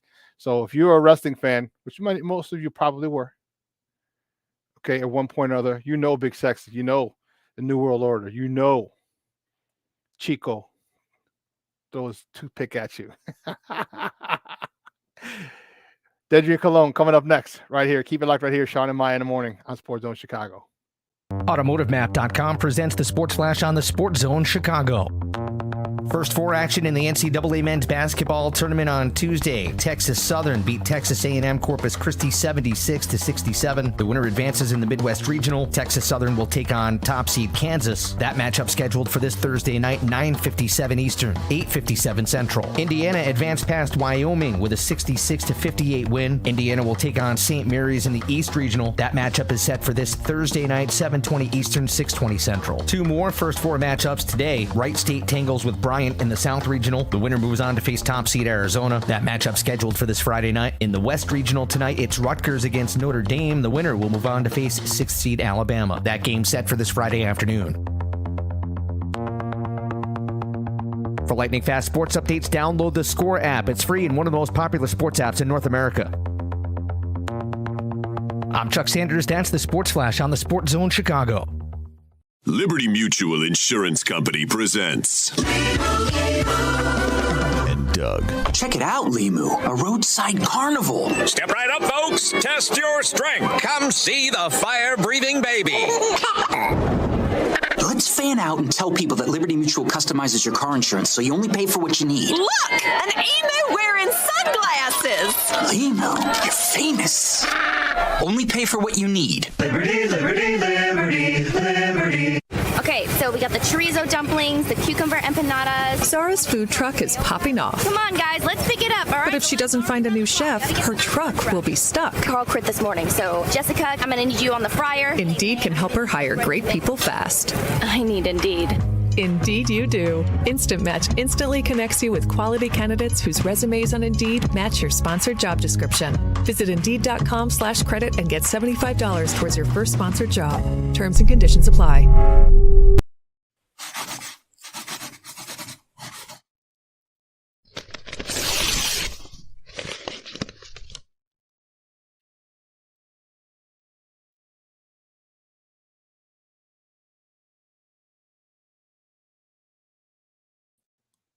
Welcome back to Shawn and Maya in the morning at Sports Zone Chicago. Ivan had to run, and so that's why he produces, and I don't. Because I had the nice little. Oh my goodness, that's hilarious. Well, listen, my next guest is my guy, and looking forward to talking to him about the events of the last 24 or so, 36 hours. He's a social media content strategist. He's also the creator and host of the House of Wrestling. That's RASSLAN, Wrestling. You can find him on Twitter at Dedrian180_. Guys, let's welcome back to Shawn and Maya, Dedrian Colon. Dedrian, what's up, Papa? How are you? What up, man? Or actually, let me start this over. Hey, yo, there you go. Hey, yo. That's how you do it. That's how you do it, man. Thanks for having me, man. You know, do I sound good after having my wisdom tooth removed literally 2 days ago? Really? Only 2 days ago? Yeah. Oh, you Kanye now? You rapping through the wire? Hey, quick tip. Anybody that gets their wisdom tooth removed, schedule that appointment early in the morning. Don't get a lot of sleep. So if they have to put you to sleep, it's easier for you to go to sleep. Bam, bam, bam. You're out. There you go. Tips for a root canal, or is it your wisdom teeth pulled? Yeah, my wisdom tooth. Oh, very nice. Well, I appreciate you. You're a gamer. You're doing this and I appreciate it. So yeah, man, how sad were you? Because it hit me. It didn't hit me right away when I saw Kevin Nash post about Scott Hall. I was just like, damn, dude. You see all these guys that we grew up with. Like I said, that was really the last era that I really watched of wrestling. And the newest era, I really, I'm not really following as much anymore. But it was a good run. It was a 30+ year run for me. Watching wrestling, and that was the last one. Scott Hall, Kevin Nash. And even back in the WWF, because it was still WWF back then with Razor Ramon. Hey Chico. And just. The whole thing. How bad what was your thoughts when you saw that post from Kevin Nash? Man, he posted that, I believe it was, I want to say maybe 1:30, 2:30 in the morning East Coast time. So I got up and I saw it and I'm just like, damn. It's like, damn. And then of course, there was some hope because it was X-Pac, Shawn Waltman. He confirmed that they took him off life support, but he was still alive. Right. And then, I'm getting ready to watch Monday Night Raw. And, usually they start with the video package and everything, and then they showed the graphic of Scott Hall. And I'm like, is there misinformation? Like, okay, what's going on here? And then, of course, X-Pac, DDP, all of them said, no, he passed on and everything. I'm like, oh, man. And it hit for me because on several levels, because one of my close cousins, like, she's a huge Scott Hall fan. This is going back in the day when he was Razor Ramon. She's like, oh, that's my husband. Oh my God. And when I text her, she's like, oh man. And of course her sons, all of us grew up wrestling fans and everything. And that was our guy because, he came on the scene. A lot of us remember him in WCW as a Diamond Stud, and it was like, oh, who's this guy? And then when he came in Razor Ramon, was like, yo, this dude's Cuban. Like, yo, he's Tony Montana come to life. Like, this is dope. And that's what was cool was that, like, hey, like, he literally took a Scarface. He took Scarface from the 80s, which is an R-rated movie, made it PG and made it cool. Like, how does that happen? And, the transition from that and, he was just cool. Like all these other wrestlers, remember at that time, we were so used to Hulk Hogan, the Road Warriors, Macho Man, Ric Flair, all these boisterous promos, and they're just screaming. And he just comes on screen, hey, yo, you won't come? Like, just, that's like, yo, this dude's cool. He took simplicity to another level. It's so simple. Like, hey, yo. And that was it. As opposed to what you're talking about. It's like, because as soon as you heard AO, you knew what it was. You knew who it was. Yeah, and he was one of those guys that, especially if you grew up in the inner city, you connected with. And of course, you probably seen the pictures of him in the hood with a bunch of black kids around him and everything. And he was down to earth. Of course, he unfortunately had, his issues with alcohol and stuff like that. But thankfully, 8 years ago, through DDP and Jake Roberts, we got to experience, the good side of Scott Hall for an extra 8 years and everything. But I mean, the other thing that, hit with me with the whole Scott Hall thing was the night that he showed up in WCW and, the infamous promo, he comes down the audience, comes into the ring, is like, you know who I am, but you don't know why I'm here. Like, yeah, I don't care if that's wrestling. Like, that is one of the greatest lines for anything dramatic to get people like, I know who you are, but man, why are you here? And the cool thing about that was that day, it was the same day that the Chicago Bulls knocked out the Orlando Magic to go to the NBA Finals, but also that day it was the last time that I actually got to watch a wrestling event with my cousin who unfortunately passed away like a year later. Mm-hmm. So that's why I connected. It's like, oh man, it's like, damn, this stinks. And I mean, the other thing with Scott Hall was that in the last 5, 6, 7 years, he started doing more interviews. And man, the guy's creative psychology, whether it was wrestling or just pop culture in general, like, the guy was a genius. And, we lost a treasure. And, not only as fans, but also in the pro wrestling world. Like, he was creative genius. Like, most people don't know this. The black and white Sting, he pitched at the Sting. Oh, yeah. Like, that's, he went up to Sting. He's like, hey, you ever seen The Crow? He's like, no, I've never seen it. Yeah, maybe you should take some of his mannerisms and, black and white, everything shifting, kind of be like The Undertaker, but like The Crow. And kind of, yeah. Here we are, 2022, and Sting's still wrestling in black and white. So the guy was a genius, man. But he was also a vital part in professional wrestling in the last 20 years. I mean, like you said, the NWO, that revolutionized, pro wrestling mainstream. I mean, we saw it last year during the Last Dance. Dennis Rodman was in the NWO on the Last Dance. Like, that's how popular that got. But man, it's a blow. You talk about that, and they're part of that whole, of the NWO and the getting Hulk Hogan to come over, because Hulk Hogan had never been a bad guy. And when he was perfect, because one, physically, like, you couldn't be the NWO and be 5'11", 5'10", like, physically in stature. He was like 6'3", 6'4", something like that. Nash was 6'5", 6'7", somewhere in there. Hogan is up there. So they're all big, larger than life characters. Then he's muscular too. So he's a big dude, and he was a good looking dude too. So like the women liked him, and women like the bad boy. So now he's a bad boy. First he's a sexy Latino and Razor Ramon, A Chico, but now he's a bad boy.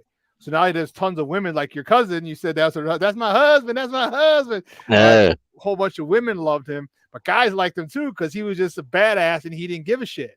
And then with him and Hogan, and when Hogan came over, and like, dude, this is a perfect trio, because Razor Ramon was always a cool guy, not necessarily a really bad dude or anything, not necessarily a total heel that you hated, but now you did, and he's a bad guy, and he's a good-looking bad guy. That's all those roll up into one really got. So whether you hate, women love to watch wrestling because they love seeing him. Guys like to watch wrestling because if you're a fan of his, you watch. If you weren't, you want him to get his ass kicked. And for whatever reason, you just watched him. Whatever side of the fence you were on, you still just watched him. Oh yeah, and I mean, I don't care what age group you were, everyone did the Razor Ramon, Scott Hall, his entrance with the two hands sliding through. Like, if you were a football player, you did the slide, like, you did it. And to show you how influential and how powerful he was as a pro wrestler. Of course, everyone, you could talk about Bruno, you could talk about Andre, Hogan, Flair, The Rock, Stone Cold, but this is how vital he was in pro wrestling. And in sports, we always talk about the butterfly effect. Like, what if Jordan didn't retire? What if Kobe got traded to the Bulls? That whole thing. Mm-hmm. If Scott Hall did not go to WCW, and Kevin Nash, if Scott Hall didn't go to WCW, then more than likely Kevin Nash didn't go. Yep. If they don't go, we don't get the NWO. We don't get Hulk Hogan as a bad guy. We don't get Sting in black and white. We don't get the Wolfpack. We don't get Goldberg losing the title to Kevin Nash as a result of Scott Hall.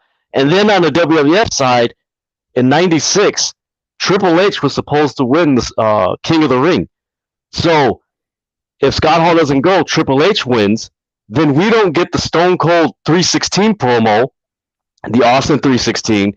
We don't get Bret Hart leaving, then coming back, then going to WCW. We don't get DX. We don't get the Austin McMahon rivalry, probably a little bit later or some variation of, but not to the degree that it was that made it mainstream popularity. And what happens to The Rock? Like, that one move, that butterfly effect. And that's how, that's why for all of us wrestling fans, we're like, man, like, this guy was like, in spite of his, unfortunate personal demons, like, yo, this guy was a major influential part of, pop culture wrestling. And most people don't know. Guys, we're joined by Dedrian Colon, the host, the creator and host of the House of Wrestling podcast. Make sure you check that out. talking pro wrestling right here, Shawn and Maya in the morning on Sports Zone Chicago. He came out with, I loved him as Razor Ramon. I loved it. I thought that was so awesome.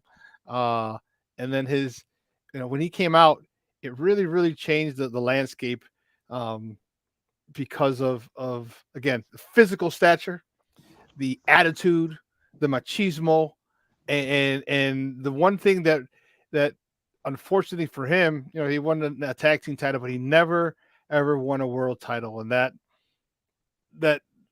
sucks. Well, you know what? He, in a lot of interviews, he always, like, just to show you his psychology and his philosophy, he's like, I always saw myself as a team player. Like, how can I make everyone else good? He's like, I know I'm good, but how can I make everyone else good? And that's real interesting to think, like, man, like, you never want, he's like, yeah, I could get the title, but, like, what's the point if I don't have, a group of guys that I could work with? Let me help these guys around me be better.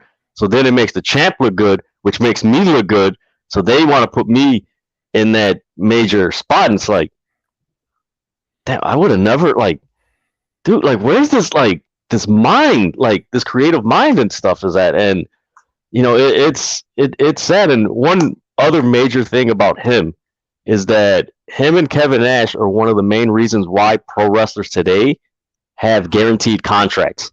Mm-hmm. Because in '96, there was a situation where they already signed their contracts. And, of course, if you remember the whole fake Diesel and Razor thing, and WWE had litigation with Turner and stuff like that. So, WCW had them sign new contracts, and one of the clauses they had in their contract was a favored nations clause. This is where the business sense came in. These guys were geniuses. So basically, the favored nations clause was, if someone comes in making more money than you, then your payroll bumps up to their payroll. Yep. So that's why they were like, hey, you should sign this guy. Hey, you should sign this guy.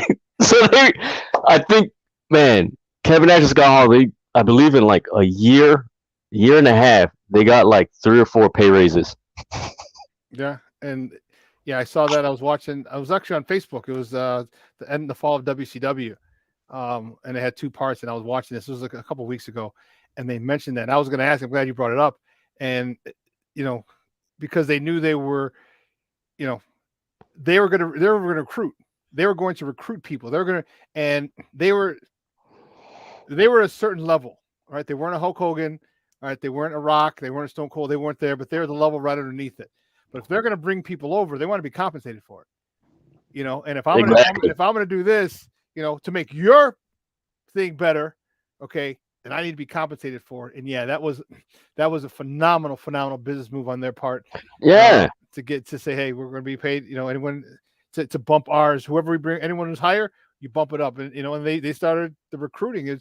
It's like that. You know what it was like? It's like that dude who was in the Super Bowl, who bet that there would be a streak, someone run on the field, and he ran on the field. Right. Yep. And it was like he won like 100. I forgot a couple of 6 figures he won. And he's like, okay, a night in jail is going to cost me what, $1,500, $2,000, and I'm making 6 figures. I'm doing it. I think that's awesome. So that's exactly what it was. Yeah, and that's the other side of Scott Hall that people really, of course, people in the wrestling is, they killed WCW. No, WCW killed WCW through their business practices. Like, they were idiots.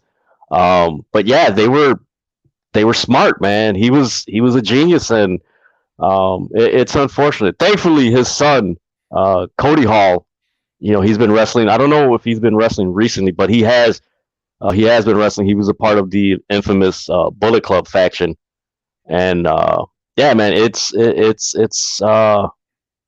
unfortunate, man, because, man, you think about it. Last year we lost Road Warrior Hawk, or not Road Warrior Hawk, Road Warrior Animal.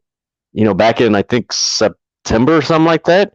So it was like a lot of those guys from the 80s and, mid 90s. It's like, oh, man, Laurinaitis. I couldn't think of his name. Laurinaitis, James Miller. Yeah. And it's just like, oh, man, these guys are, and it's like, you know what? Just appreciate the ones that we got here. And have fun with it and everything, man. It was, and we were fortunate, dude, because we grew up. I know you're a little younger than me, but you're caught, like I was older in that era of the prime era of wrestling when it came out, when the Ric Flairs came out, when the Stone Colds and the Rock came a little later, and the Hulk Hogan's. Like, we grew up in an era of wrestling where it, remember, it was Monday Night Raw versus Nitro.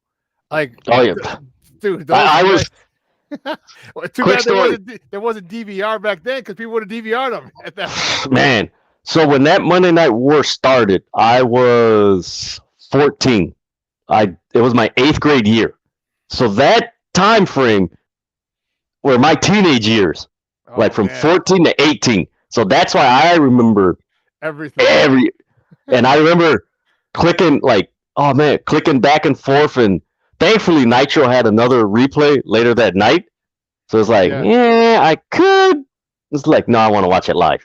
And I mean, that was a beautiful time and stuff like that. And now you got, like I was talking to you a couple weeks ago about, man, you got like 8-10 promotions that are, there's 5 days a week of pro wrestling. It's just like 3 promotions, like, man, but that's a result of Kevin Nash and Scott Hall blowing up, wrestling to where it was mainstream. And if you look back on it, they're one of the reasons why they forced Vince McMahon to raise his game with Stone Cold and The Rock, which led to WWE becoming a publicly traded company. So it's a ripple effect. So I mean, it's amazing, man. But I'm glad that the last few years, he was getting his flowers. He was in NXT with the young talent. They were putting him over. He was just, thankfully he got his piece towards the end, and he was sober, and he just got a lot of good things in life that he unfortunately, had some issues with his alcohol and stuff like that. But I'm glad that that lifestyle is extremely conducive to that, because you're on the road. Oh, yeah. When you're one of the big stars, like, you'll be on the road 300 out of 365 days of the year. People want to see you. All right, you're the money maker, and if you don't think NWO is a money maker, you're from another planet, and you probably even saw them on that other planet. But everybody wanted to see NWO, and they want to see all 3. But if it was just one of them, that was fine.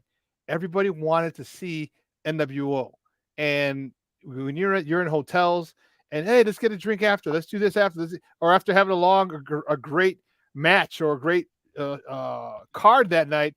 What did you do? You went out and you had dinner, had a drink, and it's very conducive to that life. And a lot of wrestlers have a lot of demons. A lot of wrestlers have a lot of demons, and alcohol is probably the easiest one, along with drugs and stuff like that, and coke. But alcohol, it's you're being social. You're going out. You're celebrating a big win. You're celebrating his big win. You're celebrating the card. You're celebrating being in a new city. And it definitely leads itself to that. If you don't go out, and it's trapped a lot of people, and I'm glad that he was able to overcome it. I was glad he was able to finally enjoy. And when you give people their flowers while they're alive, if they're in a state of mind where they're not their cognition is off because they're on drugs, then they don't truly appreciate it. They won't get the full effect. He was sober, and when people, he got inducted into the Hall of Fame, and the quote, bad times don't last, but bad guys do. And you know what? That was the best, dude. That was that's he. I would say he's one of the top 10 guys as far as one-liners in pro wrestling. Hey, I'm here to do a little survey. Are you here to see WCW, or are you here to see the NWO? Oh. One more for the good guys. He was awesome. And I'm listening to a lot of his interviews, especially the one that he did with Stone Cold, and just reflecting on his career and stuff like that. And one thing that he broke down was that, and this is something that a lot of people don't think about. I'm glad you touched on as far as, the lifestyle is conducive to, what they do. Professional sports, if you're in NFL, 40, 50, 60,000 fans and stuff like that, but you're part of a team. When you're a pro wrestler, you're talking about Scott Hall and Kevin Nash, like, they were selling out the Georgia Dome for 60,000 people. and all the fans are looking at you and the guy across from the ring, and you got this crowd in the palm of your hands. Mm-hmm. That's addictive. Like very when you do that week in and week out, you're selling out 15, 20, 25,000 seat arenas. Your music hits, the crowd goes wild. You know, you're coming out to the Fugees, the NWO, like, man, it's seductive. And I keep telling people, I'm like, unless you've had a crowd in the palm of your hands, you will never understand why these wrestlers have a hard time walking away from that, because, man, it's an adrenaline rush. There's nothing like it. No sport. I mean, maybe Michael Jordan playing may come close to that, but I mean, you know, you're talking about 90, 100,000 people you could sell out. You know, you go to Tokyo and the Tokyo Dome, that's another 60, 70,000 seat arena. You're selling out. But even at that point, when you're playing basketball, you're not focused on the crowd. You're focused on that. When you're wrestling, you're focused on the crowd. Yeah, you know what I mean? You want them and your opponent that you get the crowd involved. You know why did Hulk always go? Yeah, this time because you got the crowd involved and you feed it. So yeah, there's nothing like it, man. And you know, I've never, you know, playing football and playing in front of big crowds was one thing, but I've never, you know, because they weren't just there for me; they were there for my team. You know, they're there for you. Like you talk about being able to do that. It's you know, and part of it has to do with part of it is the reason it's difficult for them to walk away. Other of it, they might have just, you know, a lot of them might have wasted their money drinking and drugs and women and whatever. Yeah. They had to play like Kareem Abdul-Jabbar had to play till he was like 50, you know, because he had. Yeah, and it's I mean, it's a very seductive, not in a bad way, but it's just everything that comes to it is just like, ooh, man, this, you know, and not seductive, infatuate. There you go. That's the correct word. You become infatuated with it and everything. And, you know, I think the last time I seen Scott Hall live, it was an Impact Wrestling event in 2010. It was him and Hogan Hall. I got the pictures and everything on my Facebook and everything. And he came out and was like, yo, Scott Hall. Yeah. And mind you, they were the bad guys. I'm like, who the hell cares? Like, beat him. And that's how cool he was. And that's, you know, go back to his Razor Ramon character. Like, if you go back and watch all his Razor Ramon stuff, you know, he started off as a bad guy and then, you know, he became a good guy. But guess what? He didn't change anything. Something like, he was so cool. Yeah. Yes. He was so cool. You're like, I don't want to boo this guy. Like, who are you really going to boo? Like, are you going to boo Razor Ramon or are you going to boo the Big Boss Man? You know, and God rest his soul, you know, Big Boss Man, Ray Traylor, he was an awesome athlete, but it's like his character, you're gonna cheer for Razor Ramon. Yeah. And I mean, it's sad, but I always say this, like, I don't use it recently, like, I don't use the term like, oh, they're gonna be missed. Nah, man, people never be forgotten. Like, when you create stuff like that and you leave a mark like that on professional wrestling or whatever industry you're in, man, you ain't never being forgotten. Like, you are always going to be brought up because what you brought to the industry that's the treasure. You know, it's never going to be, you know, gone away and everything. But man, it's tough, man. It's tough. You know, yeah, it is. Hey, Dedrian, great stuff, buddy. Do me a favor, let everyone know where they can find you and your work online. Yes, you can follow me on Instagram, Twitter, and TikTok at Dedrian180. Right there. You can also subscribe to the House of Wrestling YouTube channel. You can follow House of Wrestling on Facebook, Instagram, and Twitter. And also tonight, actually later on tonight, I'll probably have my AEW Dynamite review for tonight. And thank you, Shawn. I'm surprised that I sound so well after having my tooth removed. You know what? I forgot that you did. I'm like, you do sound great, dude. You sound Thank great. you. Thank you. Thank you, man, because I know a lot of people, you know, love wrestling, and Scott Hall was a favorite of a lot of us. So, yeah, and I definitely wanted. You were the first person I thought of. I was like, I got to get him on the show. Hold on. There you go. Oh, yes. Hey, yo. Hey, yo. This is a throwback, man. I got this in 2001. Dude, I guarantee you that is worth so much money. No, I got a few. I got a few Scott Hall. Not open. Internet exclusives. Oh, very nice. Dude, that's awesome. Hey guys, 3 hours is come and gone. I want to thank Dedrian Colon for coming on, talking wrestling, and Scott Hall with us. I want to thank Beth Michler-Elmore for coming on earlier in the show, talking Bears. Joseph Phillips for in the top of the morning segment. I definitely want to thank my co-host Maya, who was here for most of the show today. My guy Ivan Vargas. Those guys had to leave. They had stuff to do. You know, that thing called life gets in the way sometimes. I also want to thank our executive producer Elliot Baez, our social media guy Clarence Council III. All of us together. We're allowed to put on a very, very phenomenal show. We're going to take a 45-hour break. On the other side of the break, we'll see you on 9 a.m. to noon Central Standard Time on Friday. Phenomenal show. We're going to have the first round of games, which will have been played on Thursday, because that madness, the March Madness, it started yesterday, but it gets in full effect tomorrow. So we're going to have a whole bunch of college basketball talk on Friday and going into the weekend. So for Elliot, for Clarence, for Maya, for Ivan, for Beth, and for my guy Dedrian.